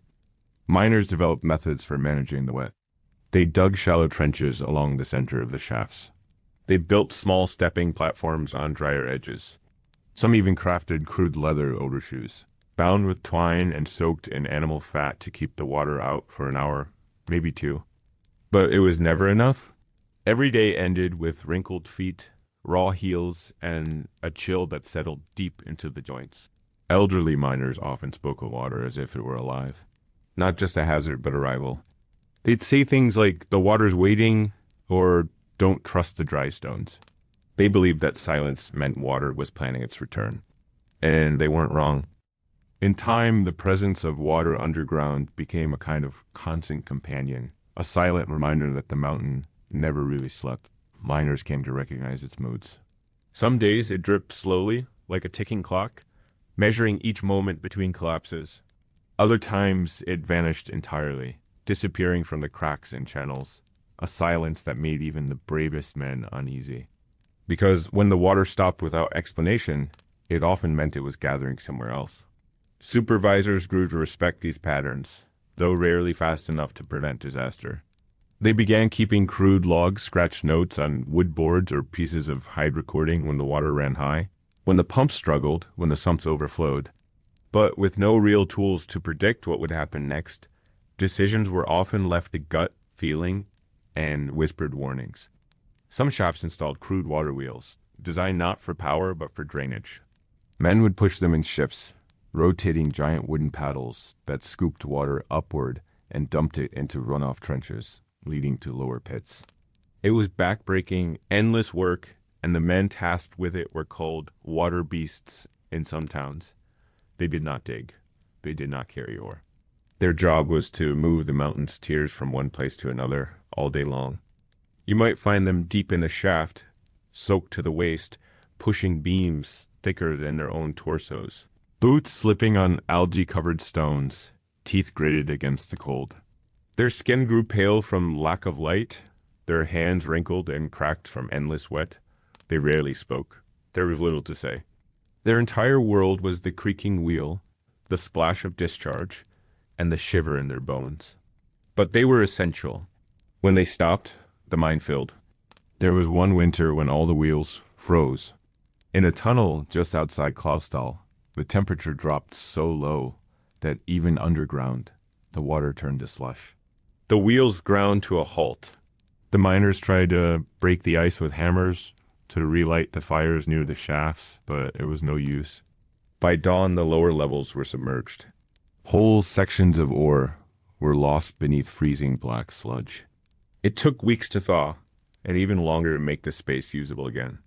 During that time, the families of the water beasts brought down hot stones wrapped in cloth primitive heaters, barely able to warm a single hand.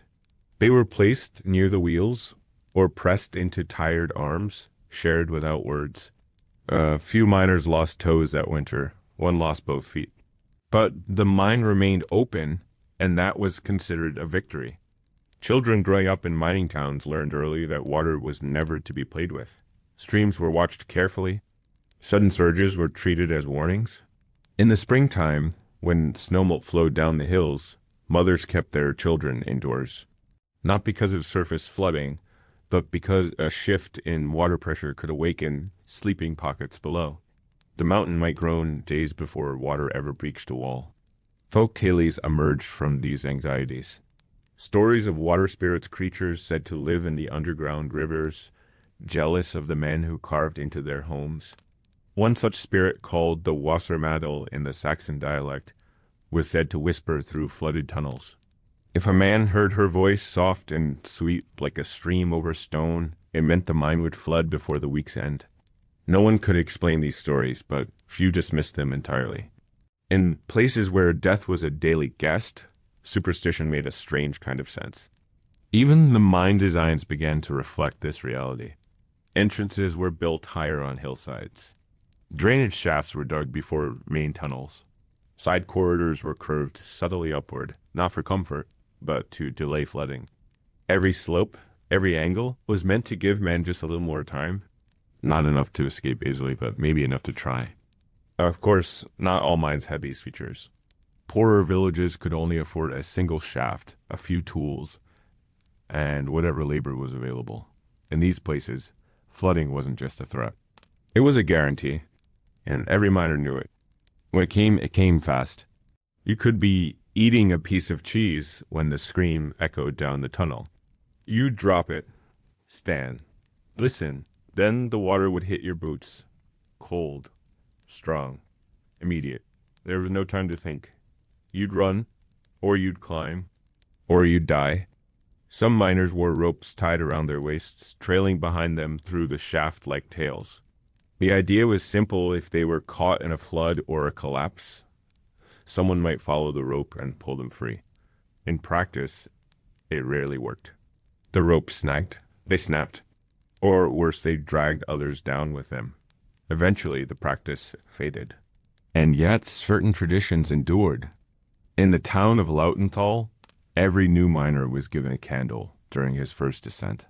He would light it at the tunnel mouth, and if he ever had to flee a flood, he was told to carry that candle as far as he could. Not to see, the old men would say, but so we'll know where you stopped. If they found the candle still lit, it meant the man had at least tried. If they found it cold, buried in mud, it meant the water had won. There are tunnels now, long abandoned, where water still stands knee-deep. The walls are green with moss. The air is heavy and sour. No one enters. Not because of danger, though the danger remains, but because of respect. These were the places where men were caught, where lungs filled slowly, where fingers scratched stone in the dark. Their tools are still there, rusted, covered in silt. Their stories half remembered. Every miner knows, deep down, that drowning is not just death by water.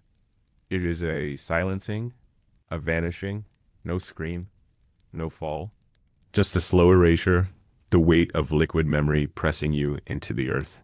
And still, every day, they walk down into the dark, because the mountain gave and the mountain took. And the water waited, as it always did, just beneath their boots. Chapter 7, The Legend of the Kobold Spirits. Not everything that haunted the medieval mines of Germany could be seen. There were the obvious dangers, the rock falls, the water, the gas. But in the silence between hammer strikes, in the long stretches of darkness where no flame flickered and no breath stirred, there lived other fears. Older ones, stranger ones, not of nature, but of something else. Something hidden in the stone. They were called kobolds. Ask 10 miners and you'd hear 10 different versions. Some said they were spirits of the mountain, neither good nor evil, but deeply temperamental. Others swore they were the ghosts of miners who had never made it out, trapped forever in the tunnels they once carved. A few believed they were demons, plain and simple, sent to punish man's greed. But one thing every miner agreed on, if the kobolds were angry, someone was going to die. The name itself has ancient roots. Kobold likely comes from Pilby, meaning house, and hold, meaning spirit or being. In early folklore, they were household tricksters, dwelling behind stoves or in cellars. But underground, they became something darker, something adapted to the shadows. The kobolds of the mines were not mischievous. They were feared. They weren't seen often, and never clearly. At most, a flicker at the edge of the lamplight. A small figure darting behind a cart. A whisper too close to the ear in a place where no one was standing. What made them truly terrifying was their unpredictability. One day, they might guide you toward a rich vein of silver with soft tapping sounds. The next, they might turn your pick to rust or knock out your lamp just as gas began to seep. Miners paid close attention to the strange signs. A tool gone missing and then reappearing hours later, placed neatly where no one had been. A rope tied differently than before. A sudden breeze in a sealed shaft. A quiet chuckle heard from behind a sealed wall. These were not just oddities. They were warnings. The kobolds were near, and they were watching. You didn't speak of them lightly. In fact, many refused to say the name at all while underground. Instead, they used euphemisms. The little ones, the shadows, the watchers. Naming them was thought to provoke them, an invitation for mirth. So the miners developed rituals. Every morning before descending, some would tap the shaft beams 3 times. A symbolic knock to let the kobolds know they were entering respectfully. Others would leave behind offerings, a crumb of bread, a sliver of cheese, a few drops of beer spilled deliberately onto the floor. It wasn't about appeasement, not exactly. More like recognition. A way of saying, we know you're here. These customs were passed down as carefully as any mining technique. A new worker might be taught how to swing a pick and also how to greet the spirits. Don't whistle in the shaft. The elders would say, they hate whistling. Or never thank the mountain out loud. It makes them jealous. The fear of the kobolds wasn't entirely unfounded. In more than one instance, accidents had occurred after someone mocked the legends. A young man in Freiburg once scrawled crude drawings of the spirits on a tunnel wall, laughing with his friends.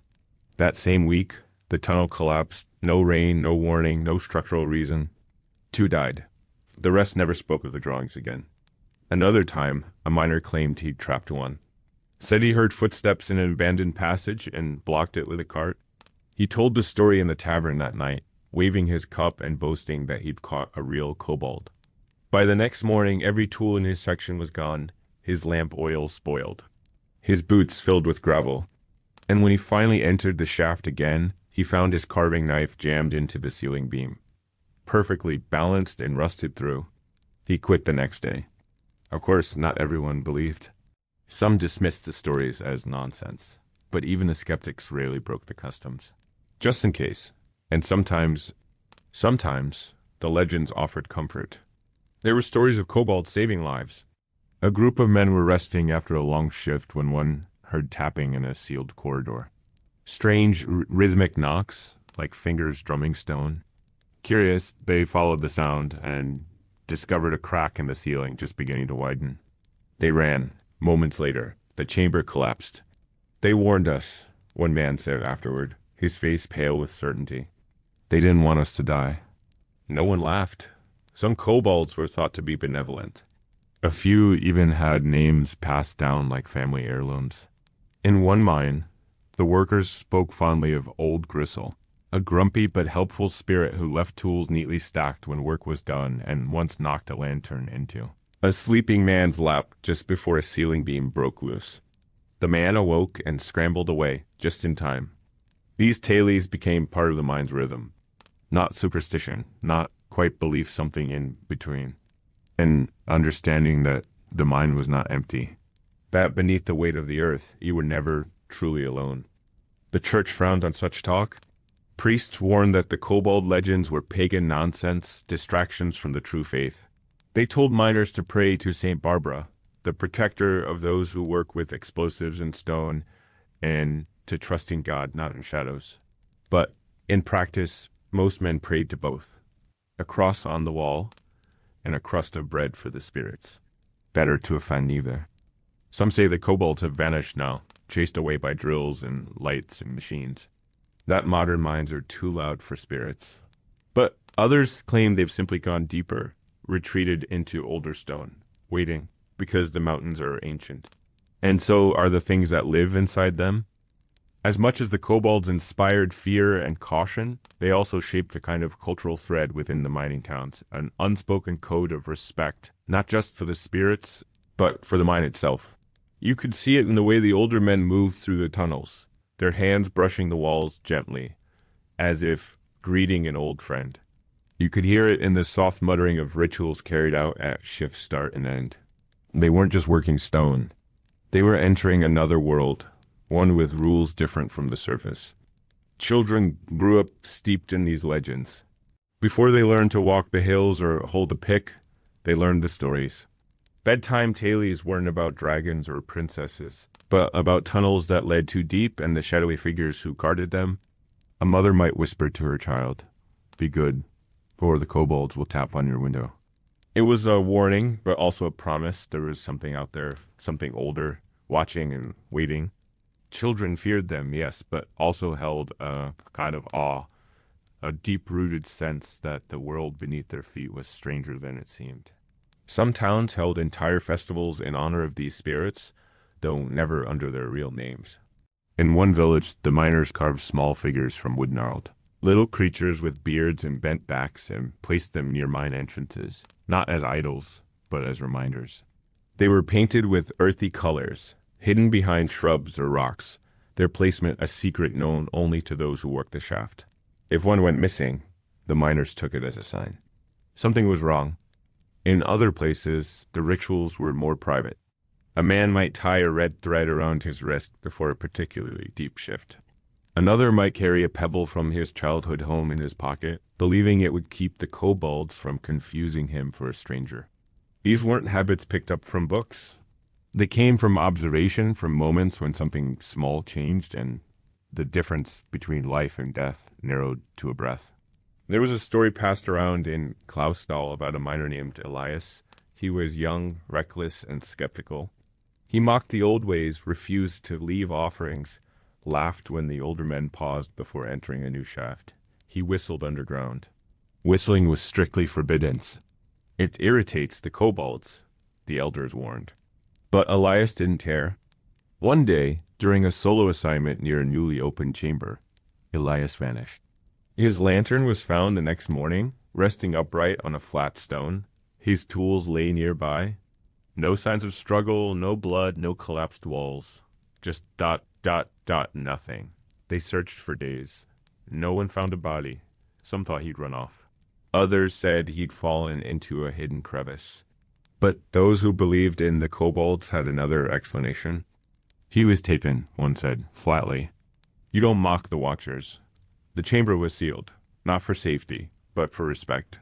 After that, even the doubters grew quieter. Sometimes, the kobolds weren't blamed for mischief, but for mercy.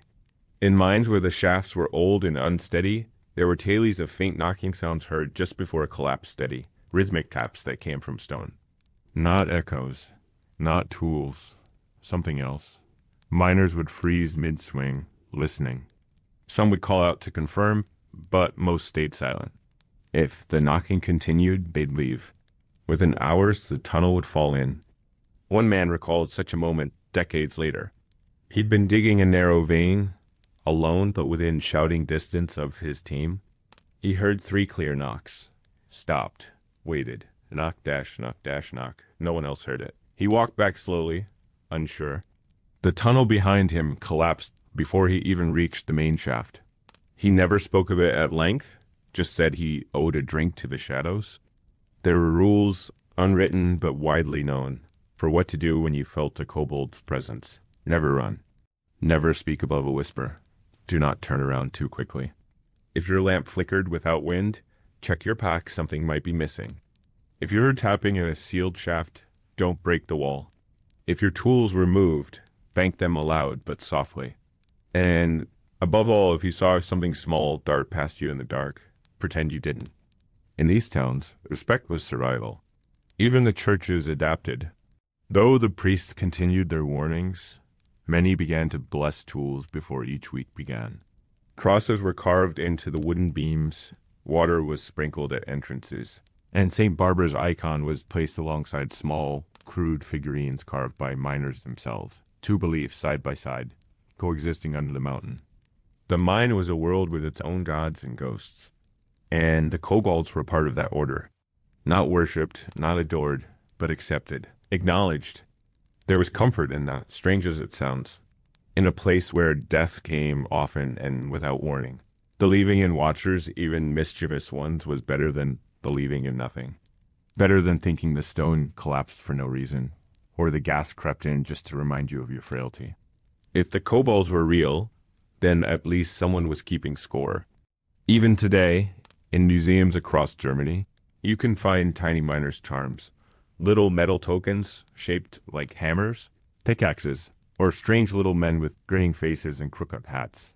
Some were worn as necklaces. Others were hidden inside boots or tied to lanterns. Their purpose was not clear to outsiders. But to those who worked underground, they were essential because you never knew when the mountain would shift, or when something watching from the dark might decide it was your time. And so every morning, with a glance toward the tunnel mouth and a quick pat on the wall, the miner would step inside, not alone, never alone, but walking with the knowledge that he was being watched. Always. Chapter 8.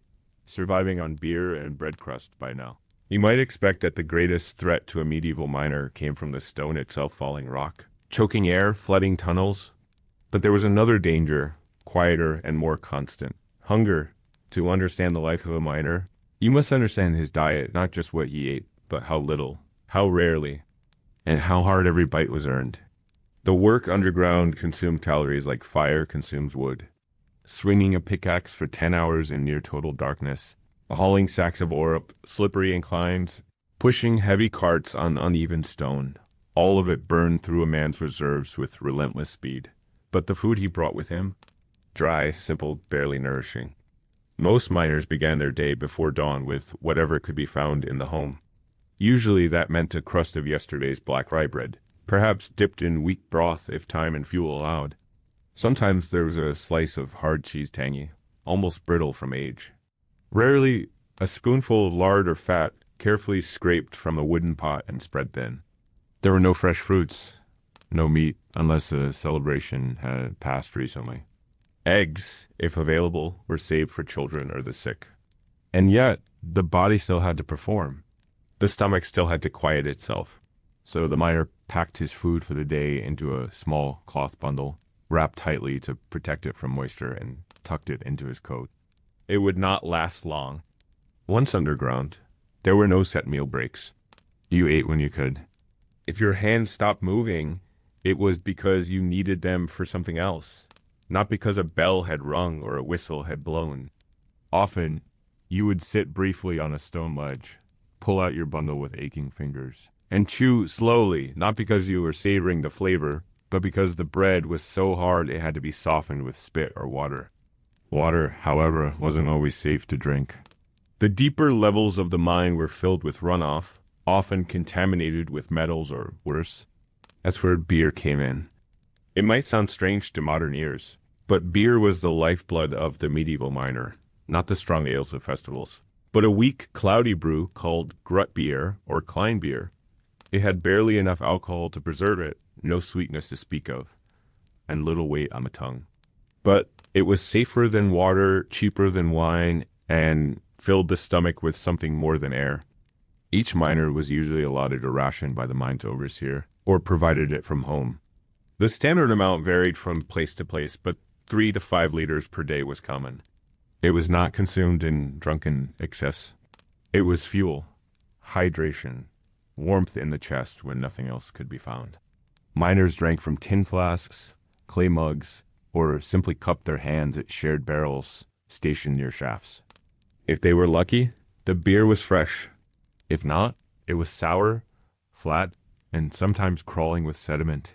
No one complained. Not seriously. The alternative was worse. The beer also served another purpose. It was a kind of comfort routine in a place where very little felt stable. The act of drinking together, even in silence, reminded the men that they were still human, still connected, still part of something other than sun and darkness. After hours of silence and echoes, the sound of a cork unstopped or a gurgle in a jug could be oddly soothing. Lunch, such as it was, came sometime mid-shift. A second crust of bread, maybe a bite of sausage if a pig had recently been slaughtered in town. Occasionally, a boiled root vegetable brought down wrapped in cloth, still warm if eaten quickly. But most days it was just more bread, more cheese, more beer. The bread itself was a thing of survival. Made with coarse rye flour, often mixed with oats or even ground beans, it was dense and heavy. Fresh, it was dark and spongy. A day later, it was tough. 2 days, and it could break a tooth. Miners learned to soak it in beer, to soften it with their tongues before chewing, to wrap it in damp cloth and press it against their skin for warmth to loosen the crust. Cheese was sharper, usually goat or sheep's milk, aged hard enough to resist spoiling underground. It provided salt, fat, and the illusion of something flavorful. Some added onions when they had them. Others carried pickled cabbage, stored in small clay pots. Fermentation preserved it and added a sour kick that helped cut through the monotony. But again, these were luxuries. Many miners went entire weeks without seeing anything green. Hunger shaped everything. It made tempers short, joints stiff, minds dull. The weight of a poor meal was heavier than the sack of ore on your shoulders. You began to move slower, breathe harder, blisters healed slower, bones ached deeper. And still there was work to do. Some mines provided communal meals once a week, usually on Sundays after Mass. Stew, made with whatever could be found, barley, leftover meat, wilted greens. It simmered in great pots over open fires, and miners would line up with their own bowls, hoping for a portion with something solid in it. The smell alone could make a man dizzy. There were stories of men dreaming of food, not grand feasts, but simple things. A hot loaf with steam rising from the crust. Butter soft enough to spread. A pear sliced open and dripping with juice. These were not fantasies of kings and castles, but the ordinary dreams of starving men. And still, they worked. At the end of a shift, when the pick was finally lowered and the rope began its slow, groaning ascent, most miners thought first, not of sleep, but of food. Climbing back into the open air after 10 hours in darkness made the world above feel impossibly wide. The light was harsh. The breeze could sting. But it was the smell of smoke and stew, wafting faintly from the village below, that truly pulled them upward. If a miner was fortunate enough to return to a family, he would be met at the door, not with fanfare, but with routine. A nod from a wife, a glance from a child. A basin of water placed on the floor to scrub away the filth. While he washed, the food was warmed. There was food to warm. Most households had a single pot that hung above the fire, and in it simmered the same mix of ingredients used every day. Grain, broth, scraps. Dinner was quiet. Words were few. Energy was saved. Everyone knew the importance of eating slowly, chewing thoroughly, not just to savor, but to stretch. A meal that ended too quickly often left the stomach just as empty as before. Children were taught to hide their disappointment if the bowl held more broth than barley. No one complained aloud. It was impolite to speak of hunger in a house where everyone already felt it. Sometimes there was a small treat. A slice of dried apple from the last harvest. A heel of crust spread with honey, if the bees had done well. But bees were rare. So rare, in fact, that when they did appear, they were eaten silently, reverently, as if they might disappear from taste alone. For many, the workday didn't end with the last bite. After supper, there were tools to sharpen, clothes to mend, oil to ration. In the leaner seasons, some men took additional work chopping wood for neighbors, helping in distant fields, carrying deliveries between hamlets. These side tasks brought in extra coins or a hunk of bread, sometimes even a few eggs, which could stretch a household for days. Miners weren't paid in coins alone. In some towns, their wages came partially in food grain rations, barrels of beer, a slab of salt pork once a month. These were distributed by the mine owners, who kept strict ledgers of who received what. A missing sack of barley could lead to accusations of theft. A late ration might mean hunger that week. And in hard winters, when supplies dwindled, the mine's owners were known to reduce portions without warning. The barons who owned the mines rarely missed meals. In their manors, tables sagged beneath game, fish, roasted birds stuffed with herbs. They drank strong beer from silver cups and wiped their mouths on linen. It was said that one baron, in a show of twisted generosity, once sent his leftover bones down to the miners. Not the meat, just the bones, boiled clean. For flavor, he claimed, the miners said nothing. They boiled them again anyway. The contrast wasn't lost on anyone. Hunger made you notice things. The smell of roast meat drifting down a hill. The glint of fat on a noble's lips. The way they wasted what you would treasure. It didn't breed rebellion, not openly. But it deepened the divide between those who took from the mountain and those who carried it. In the taverns, miners gathered in the evenings. Not to feast, but to stretch their portions a little further. A shared loaf. A jug of beer poured among 5 hands. Songs were sung, not joyfully, but softly, almost like prayers.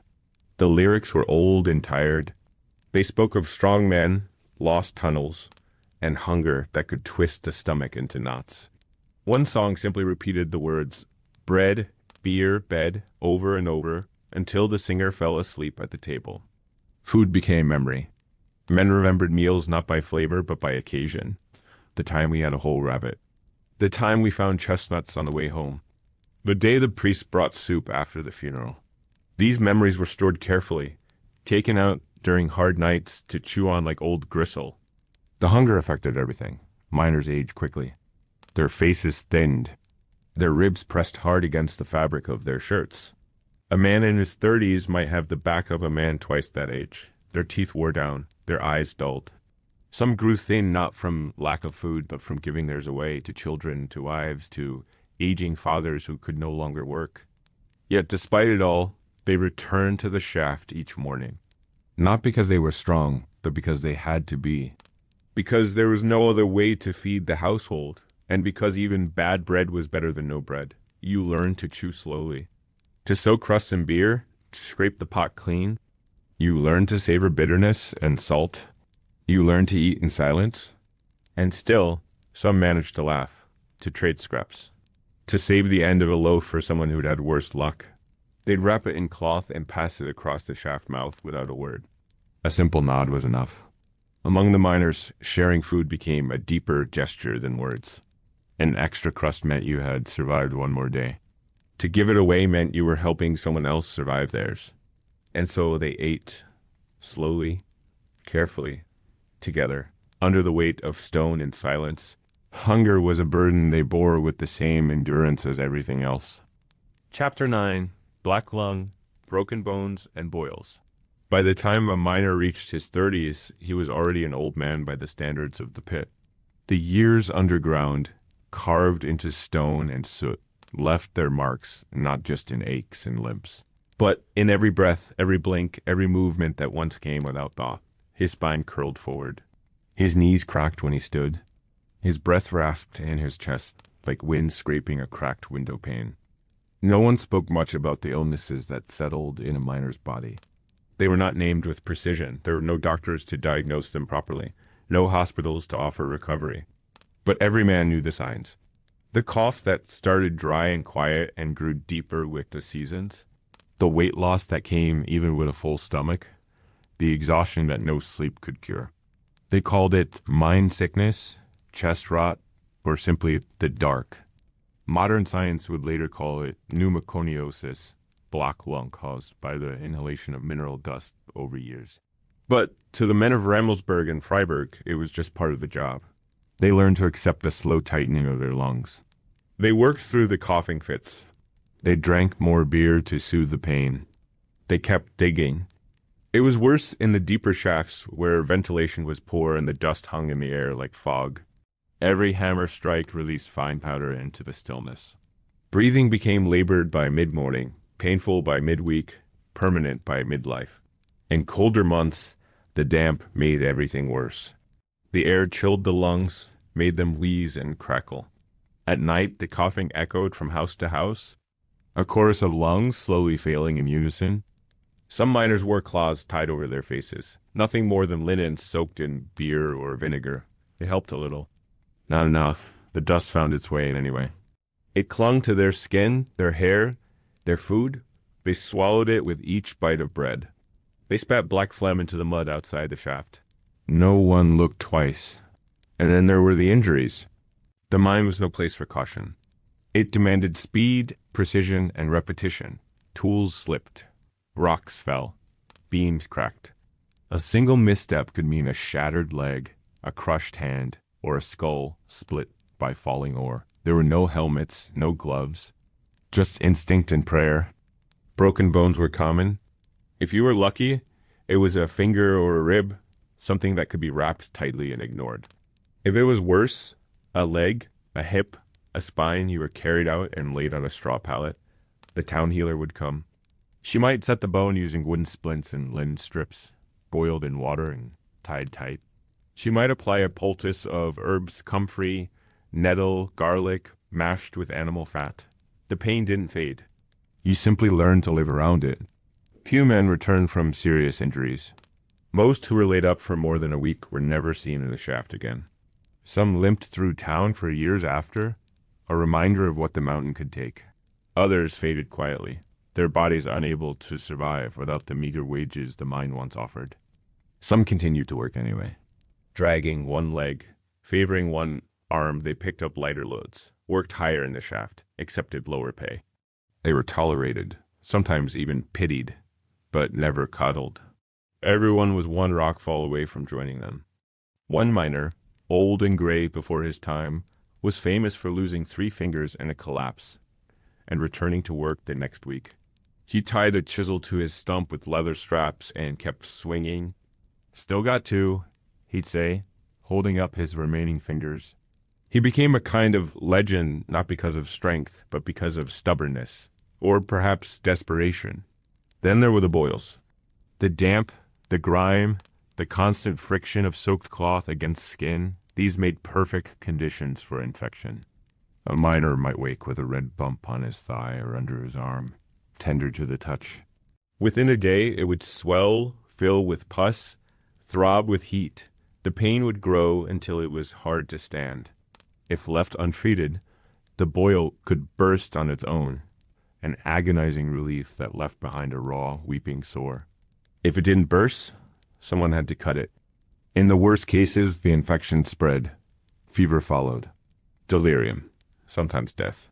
The mines were full of such small torments, cuts that never healed, teeth that ached until they fell out, eyes that blurred from years of squinting, and smoke, and shadow. Hands so calloused they no longer felt heat or cold. No one went unmarked.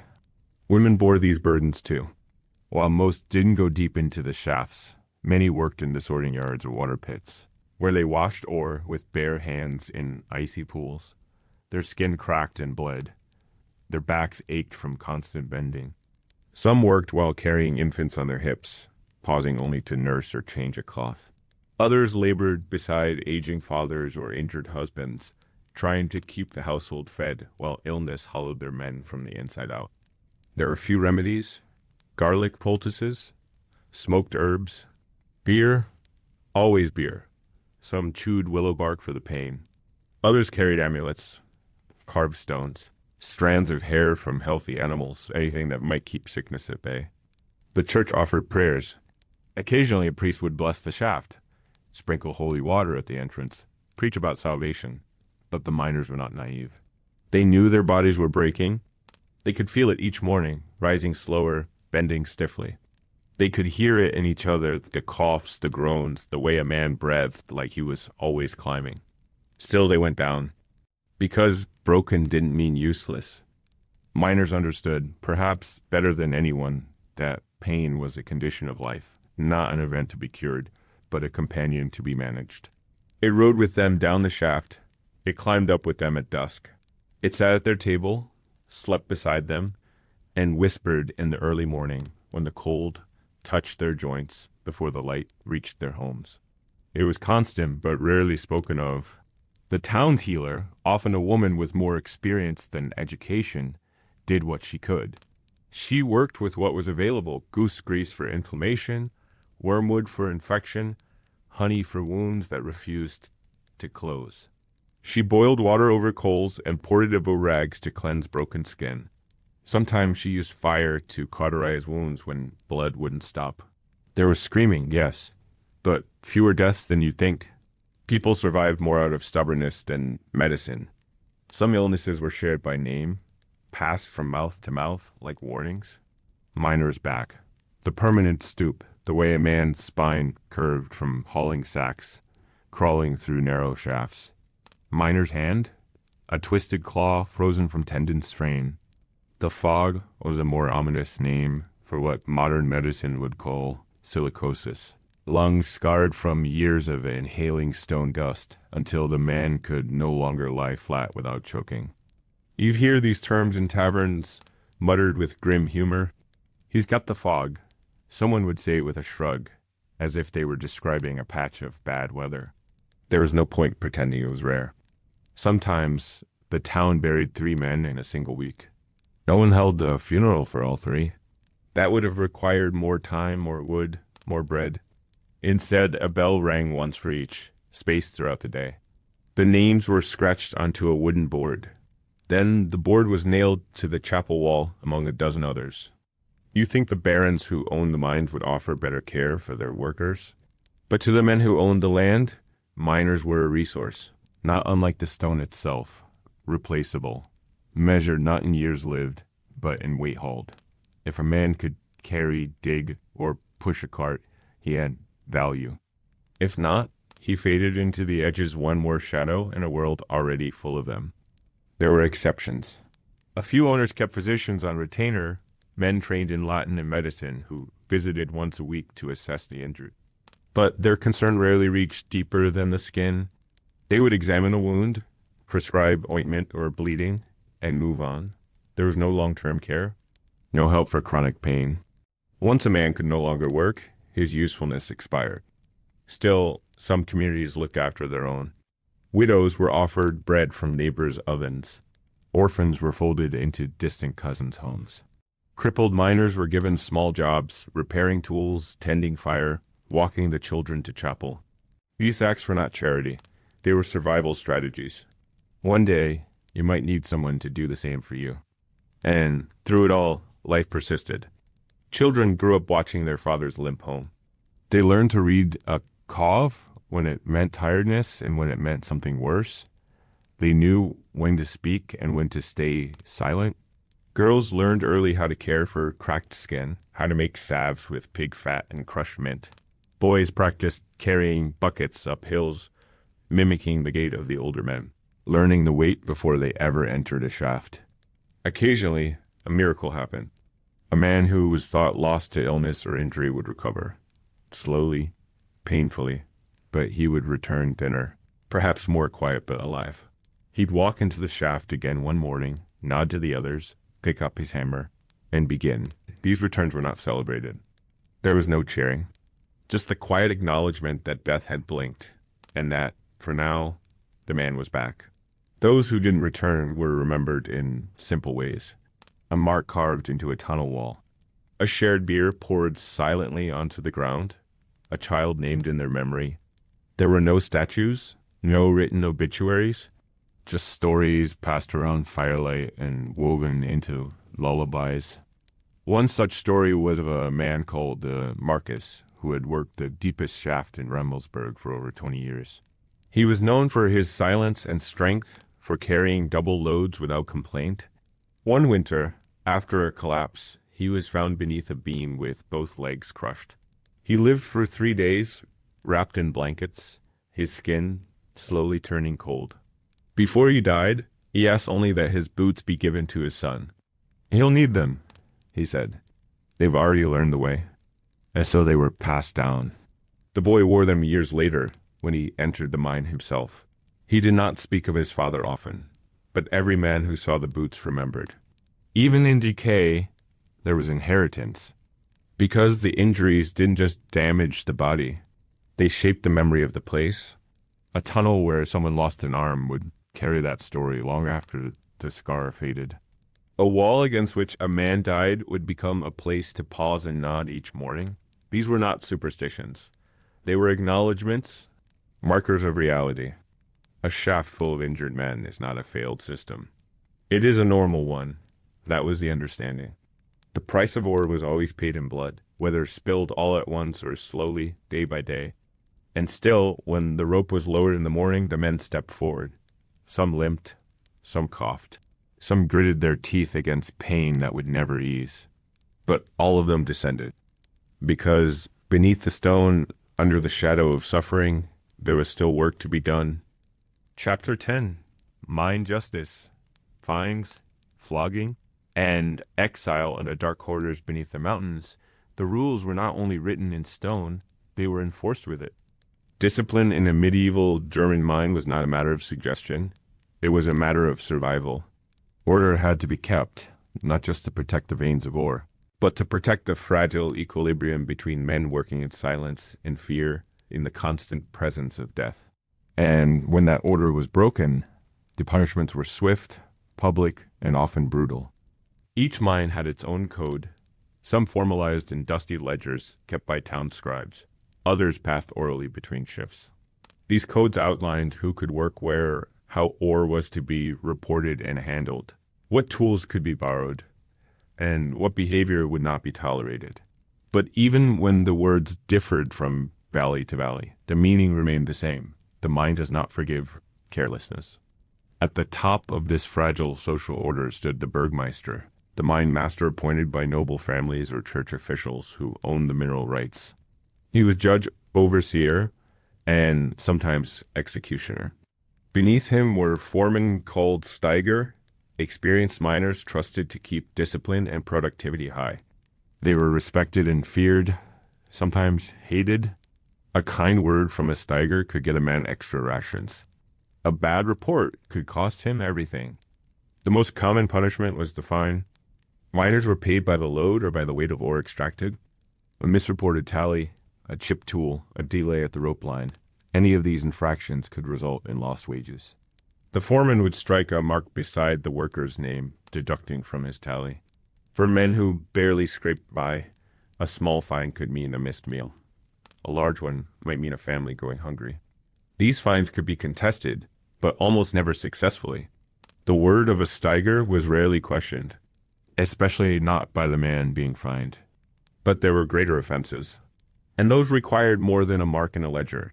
Stealing or Bergdiebstahl was among the gravest crimes.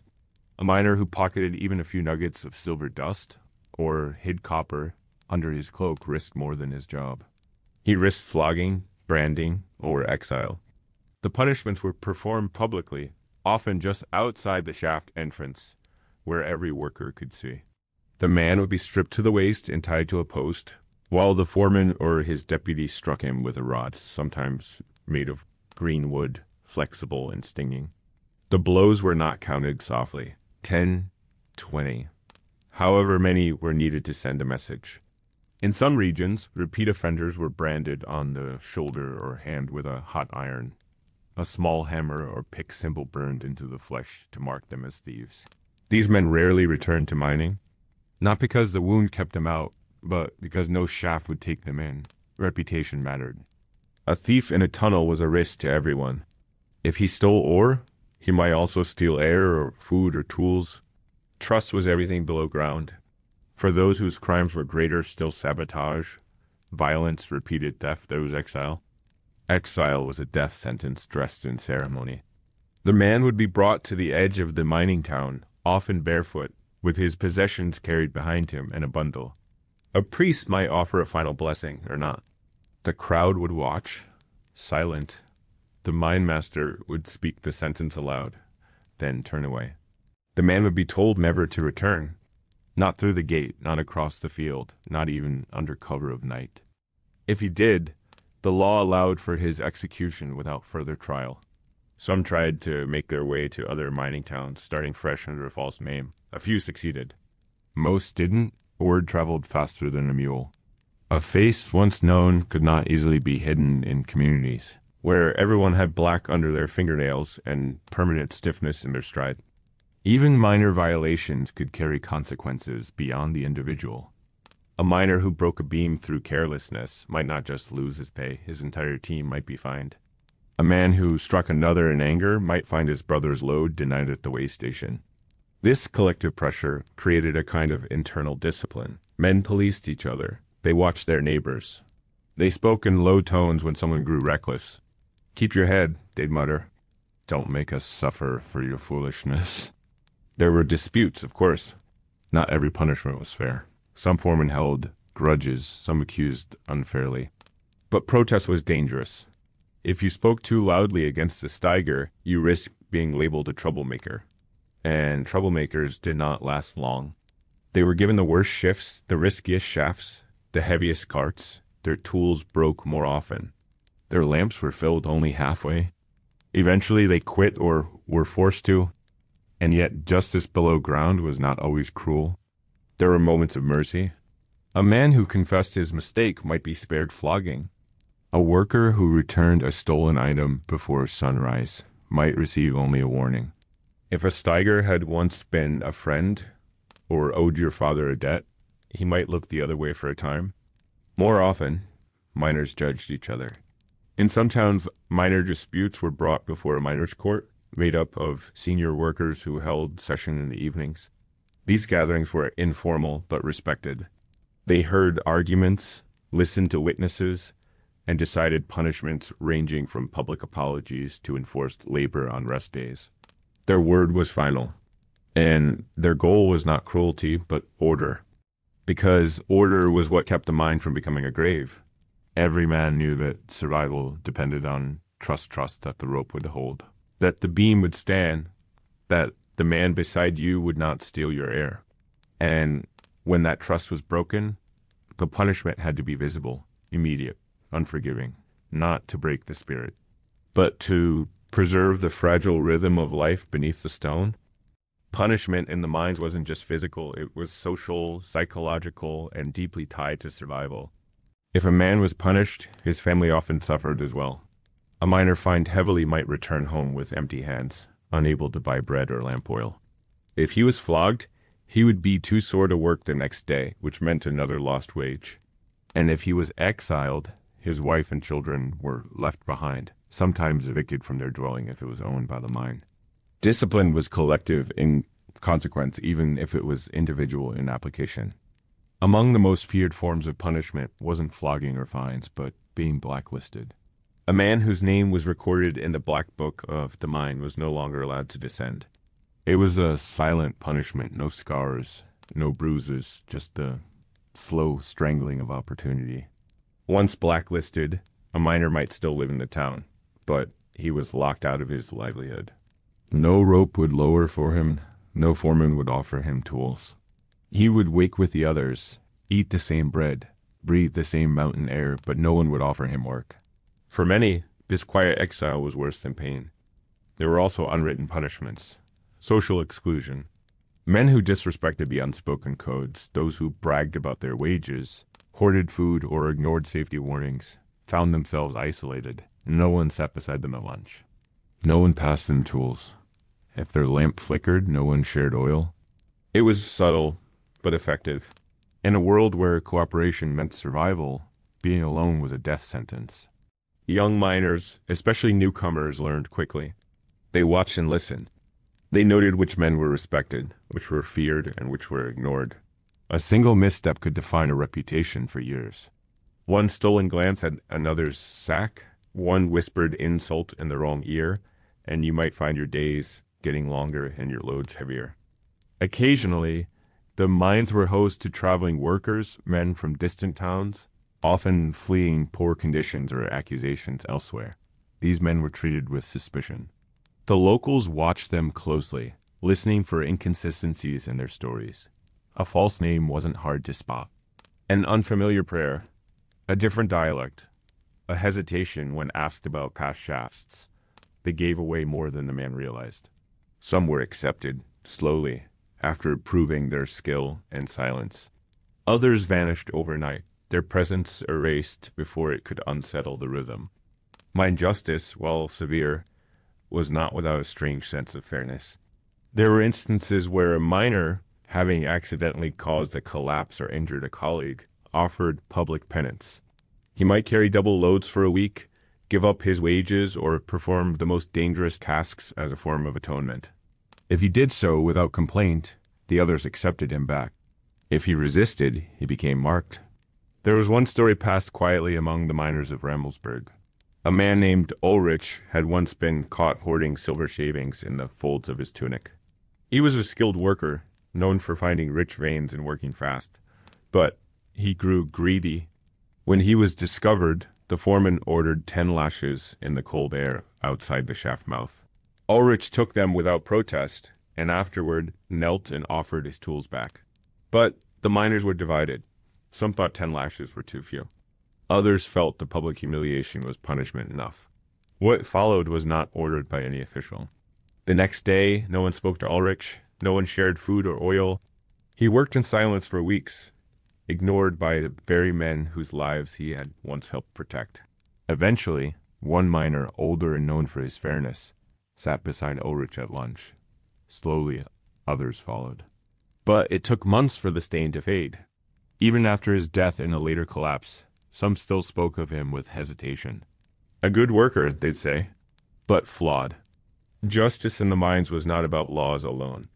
It was about memory. About the stories told when the shaft was quiet and the air pressed in thick. A man could redeem himself, yes, but the echoes of wrongdoing lasted. Children growing up in these towns learned the rules early. They mimicked the punishments in their games, tying pretend thieves to posts or staging mock trials with sticks and stones. They heard the real stories from parents at supper, from uncles over beer, from siblings returning bruised or humbled. Fear was part of the education. And yet, despite the severity of the system, there was little outright rebellion. Not because the miners were meek, but because they understood the cost of chaos. A mine without order was a tomb waiting to close.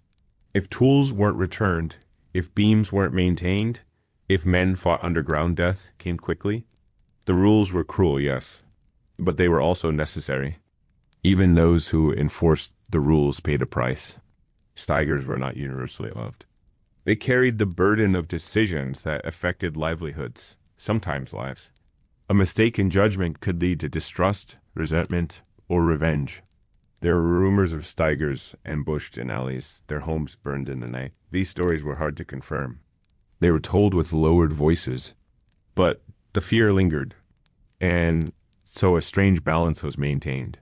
Punishment kept the miners cautious, but mercy, when offered, reminded them they were still men, not just tools beneath the mountain. In the end, mine justice was not about good or evil. It was about survival. When you woke each morning and stepped into your boots, You remembered the weight of the rules just as clearly as the weight of the stone. You passed the flogging post. You glanced at the ledger. You nodded to the foreman. You hoped your name remained clean, and you descended into the dark, not because you loved it, not because you trusted it, but because that was the only way forward. Chapter 11. Feasting with the Copper Barons of Saxony. Above the shafts, where the wind swept freely through valleys and the smell of fresh bread replaced the sting of sulfur, a very different kind of life unfolded. One defined not by soot and struggle, but by silk, ceremony, and silver cutlery. This was the world of the Copper Barons. While miners stumbled home at dusk with aching backs and blackened hands, these lords dined in candlelit halls, far removed from the tunnels that fed their wealth. Their homes were grand stone mansions perched on hillsides, with iron-bound doors and stained-glass windows that caught the morning sun. Inside, rooms glowed with tapestries, carved wooden beams, and roaring fires tended by silent servants. These barons didn't swing pickaxes or haul sacks of ore. They managed ledgers. They negotiated with merchants. They wrote letters to distant nobles and arranged marriages that would strengthen their reach. Their boots never touched the mud outside a shaft, and yet every coin that passed through their fingers came from the labor buried in the stone beneath their feet. At their tables, the food was nothing like the crusts and scraps that miners knew. Here, meals were events. A single supper might stretch for hours, each course more elaborate than the last. Platters of roasted pheasant, its skin glistening with honey and herbs. Bowls of stew made with veal, saffron, and rare spices brought from Venetian markets. Bread still warm, soft, and white was served with sweet cream butter. There were pickled plums, nut-stuffed pastries, and wheels of cheese aged in cellars for months. Copper goblets brimmed with imported wine, red and rich, nothing like the sour miner's beer ladled from barrels. Music played softly from the corner, a trio of young musicians strumming lutes and humming gentle tunes. Conversation was measured, polite, touched with Latin phrases and veiled insults. Men in fine wool doublets discussed shipping routes, tax exemptions, and how best to manage rebellious miners. Their wives, clad in brocade and lace, nodded behind fans, casting glances like signals.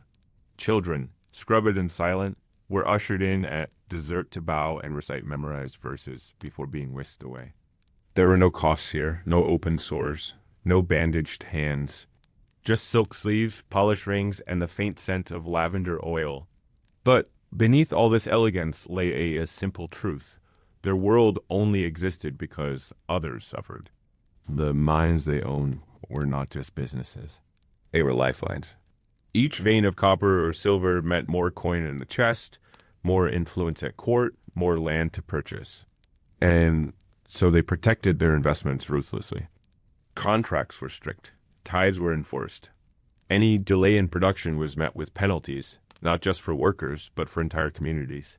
If a shaft collapsed, it wasn't seen as a tragedy. It was a disruption. If a miner died, it was an entry in a ledger, a line item to be balanced by hiring another. Human life was measured in output, and the barons, while not cruel in word, were cold in practice. Occasionally, a baron would visit the mine, not to descend into it, but to stand at its mouth, flanked by guards, and deliver a speech. He would speak of honor, diligence, and prosperity.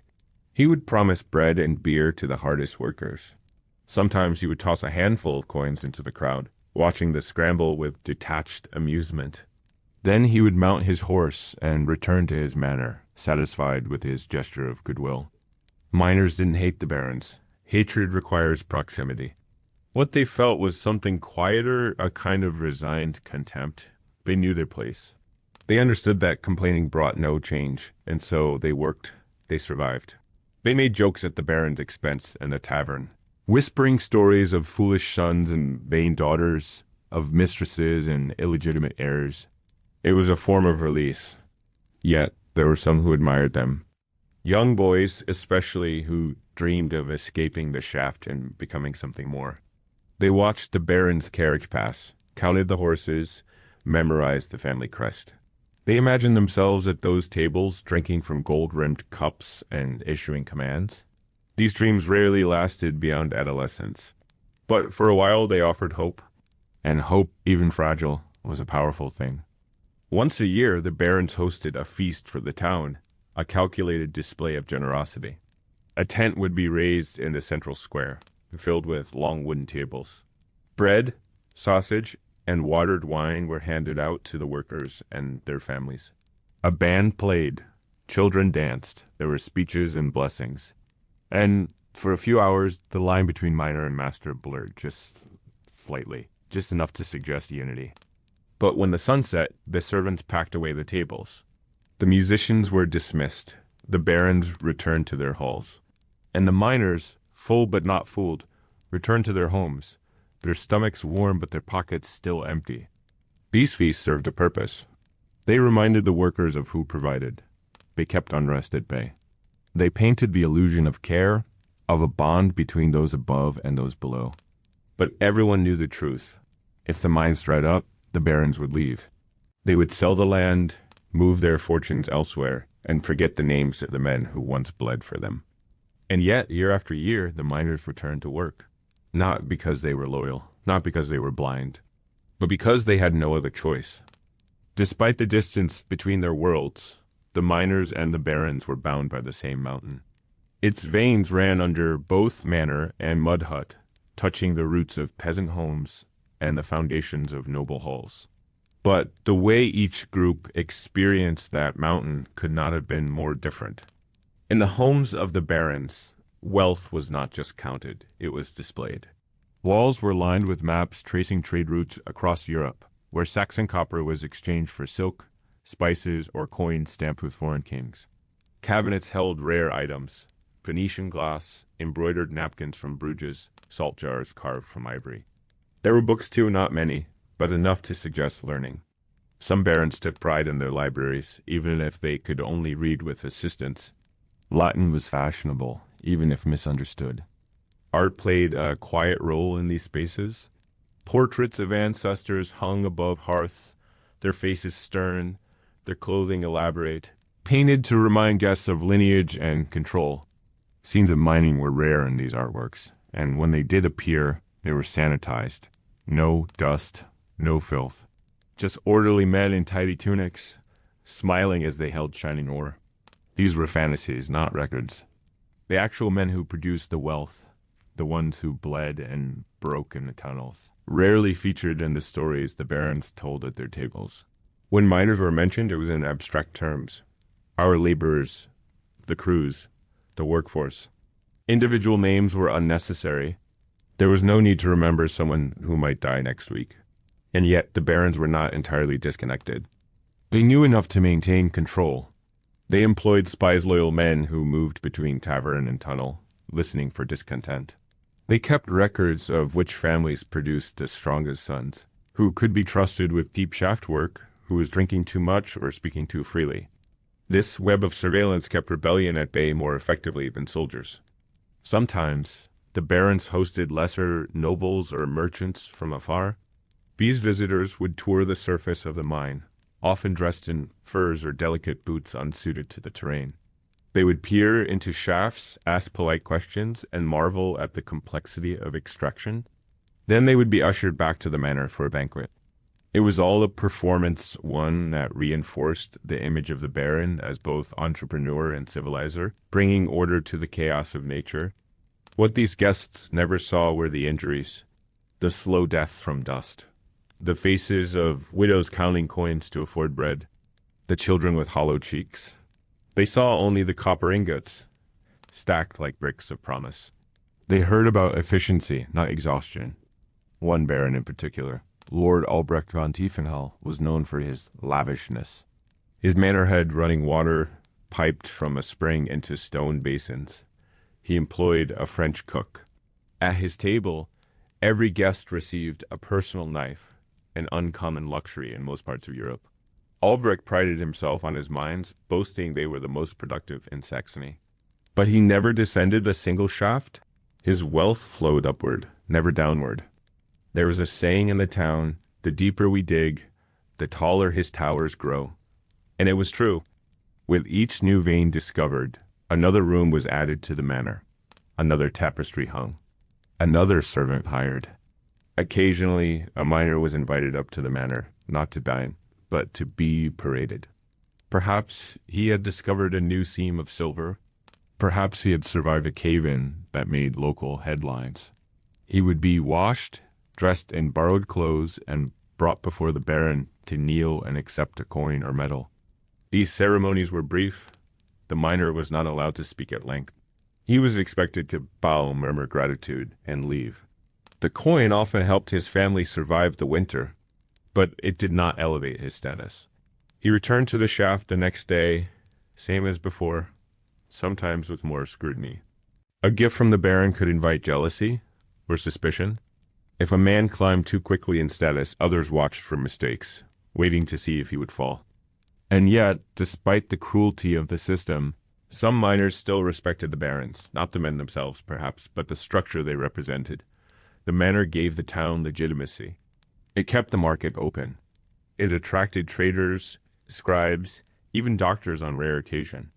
The baron's seal on a document could protect a family from unjust arrest. It could settle disputes. It could open doors that otherwise stayed shut. There was one miner, old Jakob, who once said at the tavern, "The mountain feeds them, but it remembers us." It was a quiet statement, half muttered, but it stuck. Some took it as a curse, others as comfort. Because while the barons might forget the names of those who died in their tunnels, the mountain did not. It held every swing of the pick, every collapse, every final breath. It buried the baron's coins and the miners' bones with equal indifference. Over time, some baronial families fell into ruin. A poor marriage, a failed shipment, a war too close to the valley, and suddenly the tables were empty, the candles dark. A manor, once glowing with life, would sit cold and quiet. The miners, meanwhile, kept digging. The shaft remained. Because in the end, wealth built on the mountain was not permanent. It shifted, like stone under pressure. And while the barons feasted above, the men below carved out the truth, one swing at a time. Chapter 12, The Female Face of the Mines. When most think of medieval mining, they imagine men faces streaked with soot, backs bent under the weight of ore, voices echoing in the stone dark. But just beyond those shafts, in the muddy alleys and smoke-stained courtyards of Saxon mining towns, a different kind of labor carried on. Quieter, often unnoticed, but just as grueling. It belonged to the women. They were called Clauberinnen, Washerinnen, or simply the ones with buckets. Some were widows, others wives, and some were daughters just old enough to lift a shovel. Most had never stepped into a shaft, and yet their lives revolved around the mine just as tightly as any man's. The work they did didn't end with dawn or dusk. It bled into every hour, as steady and relentless as the creak of the rope hauling ore from the belly of the earth. Their day began early, before the sun peeked over the hills. Fires needed stoking, bread had to be started, and water hauled from the nearest well, often in heavy wooden buckets slung on iron hooks. If they were fortunate, the well hadn't frozen. If it had, they would break the ice with stones and scoop the shards aside with bare hands. Cold didn't delay survival. Once the men had gone to the shafts, the women turned to their own labor. The ore brought up from underground was raw, clumped with waste rock, and tangled with debris. Someone had to sort it. That job fell to the Clauberinnen, the pickers, who knelt in open yards or near wash sites, bent over flat stone slabs, breaking apart the chunks with wooden mallets. They searched for traces of usable copper, silver, or tin, separating wealth from waste with fingers that bled daily. In cold months, their hands cracked and peeled. In warmer ones, they blistered. There was no protection, no gloves, no padding, just a cloth skirt, and maybe a scarf to keep out the worst of the dust. They worked alongside other women, sometimes laughing, sometimes silent. Many kept small knives tucked in their boots, not just for splitting rocks, but for protection. Workyards attracted all kinds, foremen with wandering eyes, drunk miners returning early, travelers looking for trouble. Behind the pickers came the washers, the Washerinnen. They carried the sorted ore in wide-mouthed baskets to the water channels at the town's edge. There, kneeling in the icy flow, They scrubbed the rock to strip away soil and grit. The water, blackened with minerals and grime, left their arms raw. Still, they kept working. Not washing meant no copper. No copper meant no pay. And though women earned less than men, sometimes less than half, they needed the coin just as much. Some were paid directly by the mine. Others were subcontracted through male relatives, meaning their earnings passed first through a husband or father. A few women fought for their own pay contracts. Even fewer succeeded. Those who did were usually widows, tough, weathered women who had buried more than one miner and now worked to keep their children fed. These women were respected, but also feared. They didn't cry easily. They didn't beg. And they had no patience for cruelty. Children grew up in these workyards. Toddlers played in the shadows of ore heaps, building castles from dust and discarded stone. Older children helped sort rock, carried baskets, or ran errands. There was no schooling beyond what the mountain taught. Girls learned early that their hands would never stay clean. Boys, unless lucky, would follow their fathers into the shafts by 13. Some women took on roles even closer to the danger. Known sometimes as Tregarianen, the carriers, they hauled buckets of water into the shafts to cool equipment or keep fires under control. Others carried out waste, walking bent over like beasts of burden, their backs permanently curved by the time they reached 40. These roles were rare for married women, more common among the poorest or those who had no surviving male kin. Still, the work was done, always. Then there were the healers or women who moved between homes, tending to wounds and sickness. They mixed poultices for cracked skin, teas for sore throats, salves for burns. Some were paid in coin, others in bread or favors. Their knowledge was deep and old. They knew which plants grew near the mine mouths, which leaves soothed swelling, which roots could numb pain. They were respected, but also watched closely. Too much knowledge could breed suspicion. A healing woman who failed to save might be whispered about for months. The line between care and curse was thin. In all this, the women built a world of their own, a parallel economy, a rhythm of labor that held the town together while the men clawed at the mountain below. They knew who was pregnant, who had lost a child, who had gone hungry 3 nights running. They shared crusts, firewood, old boots. They argued, yes, but they also mourned together. When a man died in a collapse, it was the women who gathered at his home. They washed the body, prepared the bread, lit the candles. Grief was communal, but dignity was hard to come by. The work of women was considered lesser, not in effort, but in esteem. Their wages were smaller, their injuries ignored, their labor undocumented. When chroniclers recorded the mine's production or the names of shaft supervisors, they rarely mentioned the women who cleaned the ore or carried water through the mud. They were background, assumed, expected. And yet, without them, the mines would have stopped. Not slowed stopped, because ore isn't just dug. It's sorted, washed, hauled, cooled, cooked, curried. The hands that did that work were often calloused, small, and never mentioned. But they held up the mountain all the same. After the abbot's departure, the refectory took on a different stillness. It was not the structured silence of ritual, nor the polite hush of a shared meal. It was an emptiness that settled in the corners and stretched along the beams, as if the walls themselves were adjusting to his absence. The cook found himself lingering there more often, wiping the already clean benches, straightening spoons that would not be used. He was not looking for the abbot. He knew the man was gone. But part of him, quietly, hoped the space might still hold some remnant of him. He kept preparing the quiet bowl every week, not to serve, not in hope, but as a kind of rhythm, something to remind the abbey and himself of the man who had once led with restraint. The act was not public. The other monks, what few remained, never asked. Perhaps they knew. Perhaps they chose not to ask. Some things were best left unspoken. One evening, as the sun dipped behind the chapel roof, casting long shadows across the cloister, the cook carried a warm bowl to the head of the table. He did not sit. He placed the bowl down gently along with a folded cloth and a sprig of rosemary still damp from the garden. Then, without a word, he stepped back, folded his arms, and stood in silence. The light through the stained glass touched the surface of the bowl, turning the lentils golden. It was a meal no one would eat, but that didn't matter. It was still holy. The following day, the cook made a quiet change. He removed one of the benches from the refectory and dragged it slowly and carefully into the garden. There, under the shelter of the cloister eaves, he placed it facing the herb beds. He sat there for the first time that evening, a cup of warm broth in his hands, the scent of rosemary and wood smoke rising around him. It was the closest thing to peace he had felt in weeks. He began eating outdoors more often. Alone, usually, though sometimes a bird would perch nearby, watching with bright eyes. The wind moved through the trees, and the stone crossed by the thyme patch seemed to hum in the silence.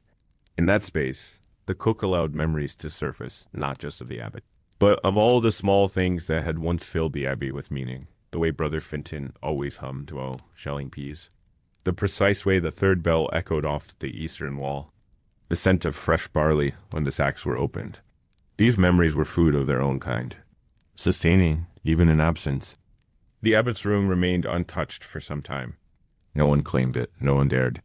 The cook dusted it weekly, opened the shutters for air, replaced the dried herbs on the window ledge.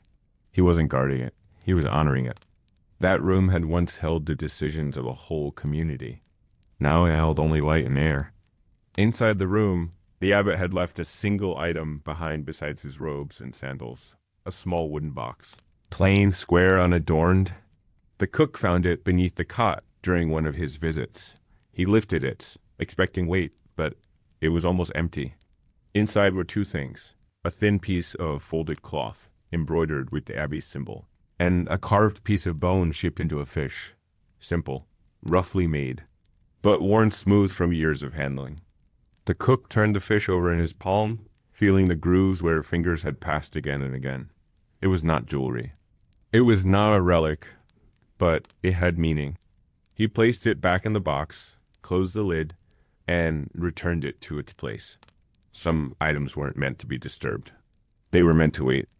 Over the next few months, the cook noticed how the rhythms of the abbey subtly reshaped themselves. Without an abbot to guide them, the monks, those few who had remained, moved more slowly, more freely. The rigidity of the old schedule softened. Meals became more collaborative. Tasks were shared differently. But even in this shift, the memory of the abbot lingered. His presence became a kind of echo, guiding through absence. On the evening of the abbot's name day, the cook prepared a meal in the old way. The barley was soaked longer than usual. The herbs were chosen carefully: sage for wisdom, thyme for courage, rosemary for remembrance. He baked a loaf in the shape of the abbey's old crest, though no one would see it but him. And when it was ready, he laid it out in the refectory as he had always done: one bowl, one cloth, one candle. But this time, something changed. As the cook turned to leave, he noticed one of the younger monks enter the room. The boy paused, seeing the setting, then bowed his head respectfully. Without a word, he sat at the far end of the table, not in the abbot's place, but nearby, and waited. After a moment, another followed. Then another. No one spoke. No one needed to. They sat in silence, just as they had in the days before the dissolution, as the candle flickered and the shadows shifted. The cook watched them, heart heavy and light at once. The abbot's chair remained empty. But the table was not. From that evening on, the abbot's supper became a quiet ritual for the whole abbey. Not daily, not formal. But once a week, they gathered, never speaking, never claiming the head seat, and shared a simple bowl of food together. It was not about replacing the man. It was about remembering the way he had led. The cook, for his part, continued to prepare the meal with the same care. He still set the rosemary just so. He still folded the cloth precisely. But now he understood that the quiet supper had never been about food alone. It had been about presence, about what remained when words and rules were stripped away. And in those moments, with broth warming his palms and candlelight flickering in his eyes, he felt that the abbot was still there, not as a ghost, not as memory, but as rhythm, as calm. as the soundless breath of a place that still, somehow, lived. Chapter 13. Ghost Towns and Rusted Picks. In the mountains of Saxony, where steep pine forests descend into stony ravines, and the air thins with every step upward, you'll occasionally stumble upon something quiet, something unsettling. A flattened patch of earth, a crumbling chimney without a house, a well filled with leaves and rainwater. These are the bones of mining towns long abandoned, the echoes of lives once lived in dust and sweat. Ghost towns, they call them now. But they were never built for ghosts. They were built for ore. The pattern was always the same. A vein of copper or silver was discovered, usually by accident. A farmer noticed strange greenish rocks in his field. A shepherd's staff struck metal when tapping for a spring. Word spread, a claim was staked. Then came the carts, the tools, the men. A camp first, then huts. Roads carved from nothing. A forge was set up. A chapel built. Soon, children laughed in muddy alleys, and black smoke curled from every chimney. For a time, the town lived. But ore is not eternal, and when it runs out or shifts deeper beyond reach, the town begins to starve. At first, no one panics. There's hope the vein will continue. Work doubles. New shafts are dug. Prayers are said with more intensity. But when weeks pass with little yield, the signs become clear. Food prices rise. Tools go unrepaired. A few families leave quietly in the night. The chapel bell rings more often, and not just for services. Eventually, the forges go cold. The tavern shutters its windows. The children stop laughing. What's left behind is strange. A town frozen mid-step. Tables still set for meals that were never eaten. Rusted wheelbarrows half filled with stone. Pickaxes leaning against walls. No one bothers to clean. There's no point. They leave with what they can carry. Everything else belongs to the mountain again. One such town was Hawkwald. Perched high on a ridge, it had once been the pride of its valley. 20 years of steady copper made it a hub for trade and gossip. Its church had a bell tower. Its school had glass windows. People came from neighboring regions just to work there. And then, just as quickly, they left. The copper vein curved away into deeper rock, unreachable with the tools they had. The cost to dig further outweighed the yield, so the investors pulled out. The foremen were dismissed. The mine was sealed. Within a year, Hawkwald was empty. Now the roofs have caved in. Moss grows where rugs once lay. The school desk drawers still hold lesson plans written in neat looping script. A rosary hangs from a nail above a hearth, forgotten and untouched. You can walk through the town without seeing a soul, but you'll feel something settled, but not at peace. What remains in these towns isn't just timber and stone. It's memory, a feeling in the walls, a silence that doesn't feel empty but heavy, like it's waiting. Locals sometimes tell stories about these places. Not tales of ghosts in the Hollywood sense. No chains, no apparitions. Just a sense that the town knows it was left behind. Some claim that when the wind moves a certain way through the valley, you can hear sounds that shouldn't be there. The clang of metal, a woman's laugh, the creak of a cart. Nothing sharp or frightening. Just familiar sounds misplaced in time. Others avoid these places altogether. Not from fear, but respect. They understand what it took to build them and what it meant to walk away. These were towns built on hope, on backbreaking labor, on the belief that the earth would keep giving. When it didn't, the dream collapsed. Not every town died cleanly. Some resisted. A few families clung on, refusing to move, planting meager gardens in the poisoned soil, hoping for a miracle. But without trade, without tools, without a reason for merchants to visit, survival became a slow erosion. Children grew up and left. Houses decayed. At some point, even the most stubborn soul looks around and realizes they're the last. And so the final door closes. Centuries later, hikers might come across one of these places and think it picturesque, quaint, even a perfect ruin. They take photos, comment on the craftsmanship of the beams, admire the stonework. They rarely stop to wonder who lived there, who died, who didn't want to leave but did anyway, who left behind something they couldn't carry. Rusted picks still lie in the shafts, handles splintered, Metal bloomed with orange decay. Helmets shaped from beaten iron sit beside broken lanterns. If you pick them up, they crumble. Time has softened everything, even the sharpest edges. But the ground remembers. In spring, wildflowers grow where miners once stood in line for rations. Deer pick through collapsed storage sheds, their hooves kicking aside nails and bone. The forest reclaims with quiet persistence. It takes what is left and folds it back into the mountain, layer by layer, season by season. Some records survive. Parish logs, shipping receipts, letters never sent. But most of the lives in these ghost towns are gone undocumented. The stories remain only in fragments, passed down from grandmother to grandchild. And even those fade. A boy once found a coin in one of these towns, wedged between floorboards. He kept it for years, thinking it lucky. When asked where it came from, he just said, "A place the mountain took back." It's a fitting description. Because that's what the mountain does. It gives, and then it takes. The mountain didn't mourn the mining towns it reclaimed. It never had. It simply waited.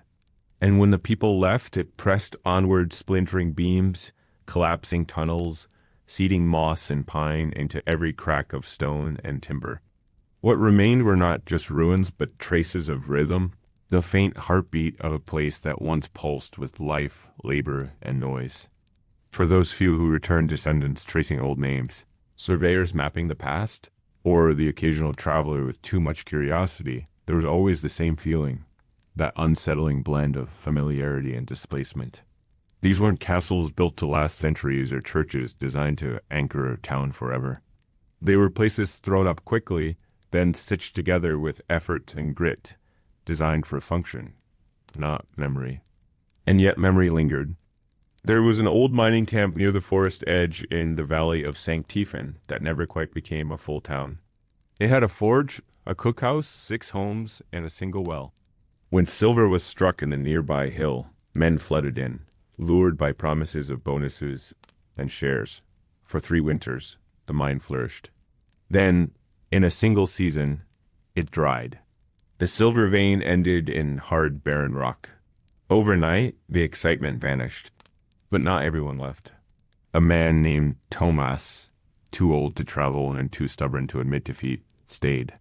He patched his roof every spring, stacked wood every fall, and wrote letters no one read.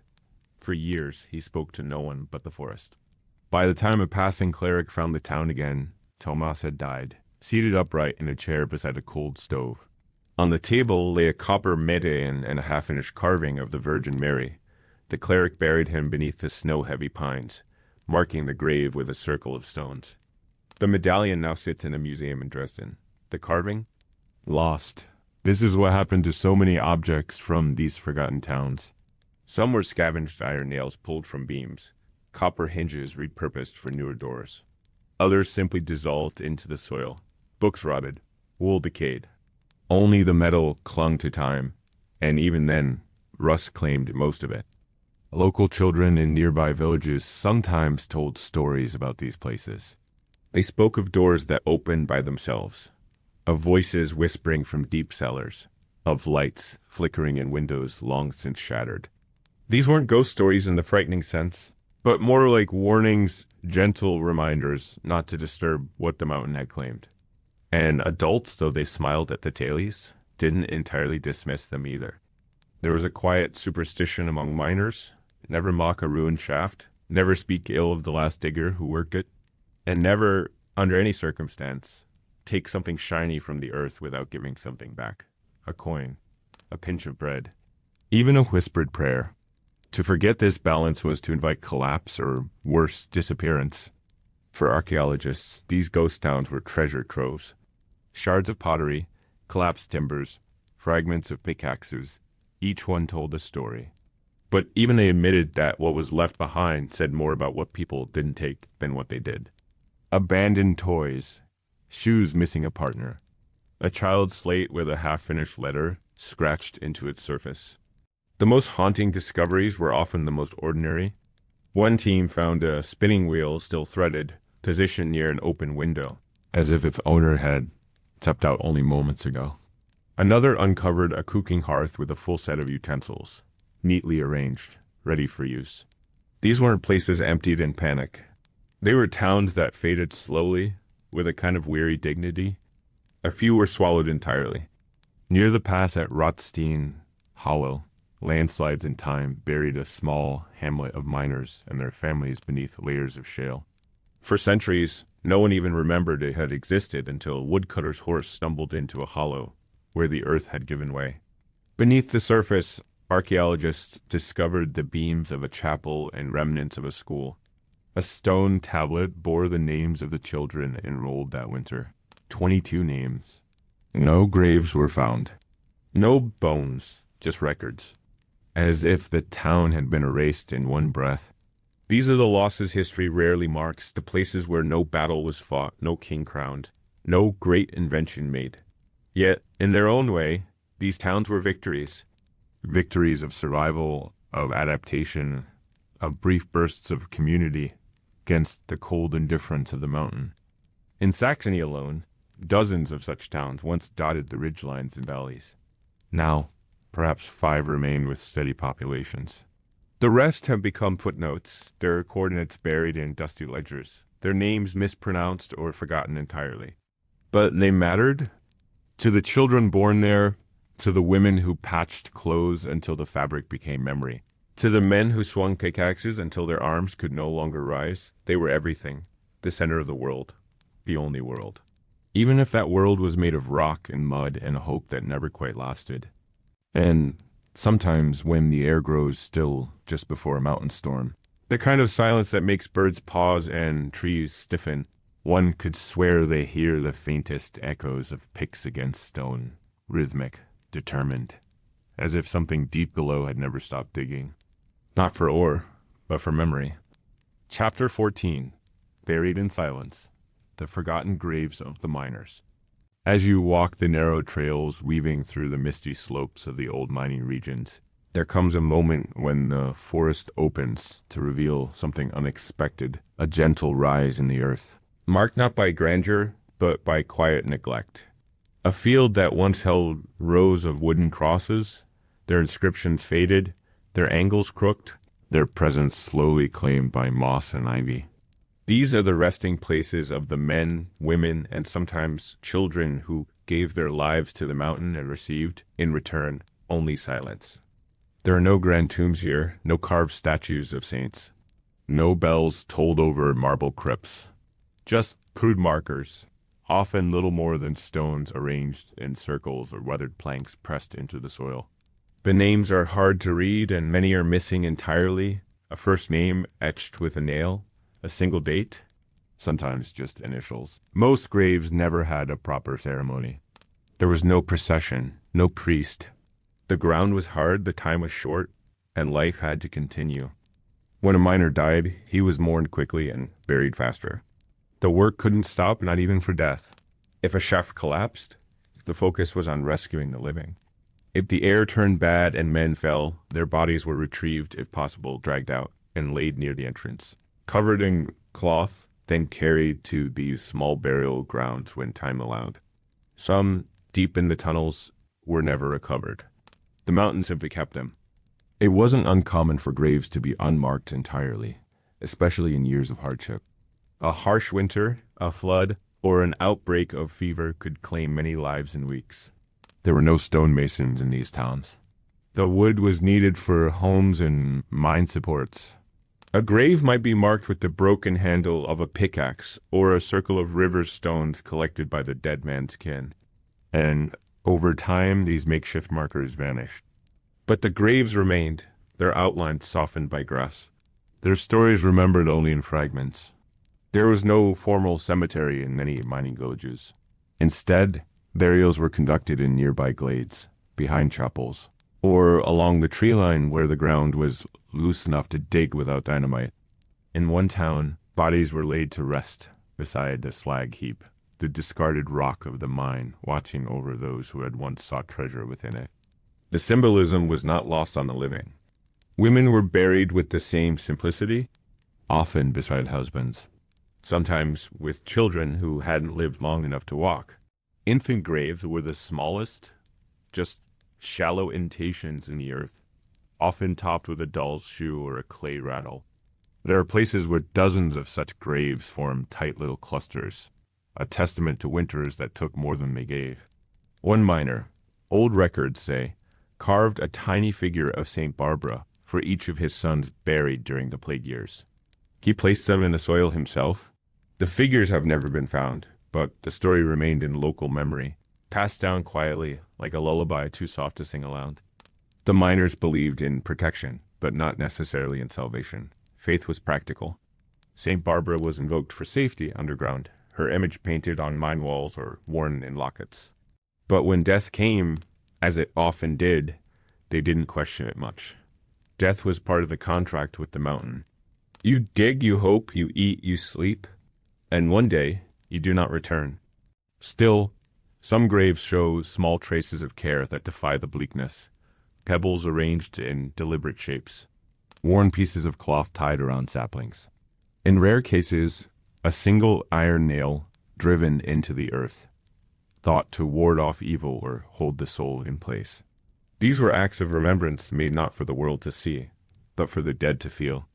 The communities did what they could to honor the lost, even if only briefly. Miners would sometimes hold a last light vigil lanterns left burning overnight along the shaft entrance for a man who didn't return. The glow served as both mourning and warning. In those hours, the mine was silent. The next day, the lights were gone and life resumed. It was the same for the women and children. A neighbor might bake a loaf for the widow. A friend might mend a shirt left unfinished. Then, after a few days, the rhythms returned. Hunger demanded work. Grief was folded into routine, tucked away like a letter no one had the heart to open. There were never official gravekeepers. The role fell to whoever remained, a grandmother who still remembered the names, a boy who picked flowers each spring without knowing why. Over time, the knowledge faded. Which mound belonged to whom? Which stones marked blood relatives? The stories blurred. The earth forgot. Yet some visitors, even now, report a strange stillness in these places. Not fear, not superstition. Just a hush, as if the ground is holding its breath. Birds do not sing. Wind moves differently. The grass grows thick, undisturbed. No fences. No signs.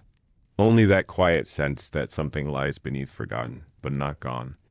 And if you sit for a moment, let your fingers brush the soil, you might feel the faintest impression of a life that once was. A hand that held a chisel. A foot that walked the same path daily. A heart that beat with the same stubborn hope that maybe, just maybe, the next strike of the pickaxe would bring something better. That hope lies buried here too. So now, as we reach the end of this slow descent through shadow and memory, allow yourself to pause here in the hush that follows. Let the dust of ancient tunnels settle once more. Let the flickering light of your imagined lantern go dim. You've spent hours underground, walking in footsteps not your own, hearing echoes that have not touched human ears for centuries, breathing in a past thick with hardship, faith, and quiet perseverance. It's easy to forget, in our brightly lit lives, how dark the world once was, how utterly dependent one could be on a single flame to keep the night at bay. In the minds of medieval Germany, that darkness was a constant companion. It surrounded the men like water surrounds a fish. It shaped their posture, their breath, even their dreams. Generations lived and died without ever seeing the sunrise from a mountaintop, only the gray light of dawn bouncing off the rocks near the shaft's mouth. They weren't famous men. Their names are not chiseled in stone or recited in classrooms. Their stories don't appear in epics or grand museum halls, but their lives mattered. Each swing of a pickaxe carried weight. Each day they descended into the mountain was a kind of pact, a quiet defiance against nature's indifference. They entered that space between light and dark, knowing they might not return. Yet they did it anyway, because someone had to. Because there were mouths to feed, debts to repay, and hope to hold on to, even if only barely. And the women too often left out of the telling held up their own part of this world with strength, just as hard-earned. Raising children, carrying buckets, tending fires, and sometimes descending into danger themselves when life left them no other path. Their hands bore calluses too. Their lungs tasted the same dust. Their losses were counted not just in coins, but in absences. The husbands who didn't return, the children taken by illness, the friends buried without markers. They too endured quietly and without praise. As you lie back now, perhaps wrapped in warmth and safety, in a softness that those miners never knew, you might feel the faintest distance from their world. But that distance is measured only in time. The struggles they faced, the rhythms they followed, the small joys they carved from an unforgiving life, they're not so alien. They are, in truth, echoes of the same human need for survival, purpose, and care that lives in us still. Their towns may be gone, their graves unmarked, but tonight their stories have found breath again, carried softly on your breath, folded gently into your thoughts as you drift towards sleep. In listening, you've honored them. In imagining, you've brought light to places long left in shadow. And perhaps, just perhaps, that is the greatest tribute of all. To remember, to walk through the past with open eyes. To say, without speaking, I see you. I see the man lowered on a rope, clutching his breath. I see the child watching her mother carry water, barefoot in frost.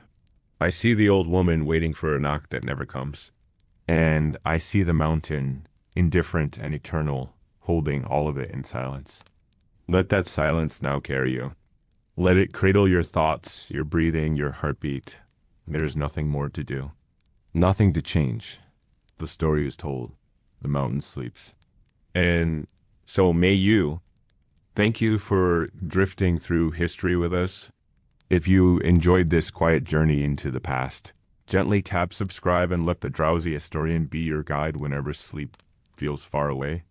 Until next time, rest well, dream deeper, and remember, history is never in a hurry.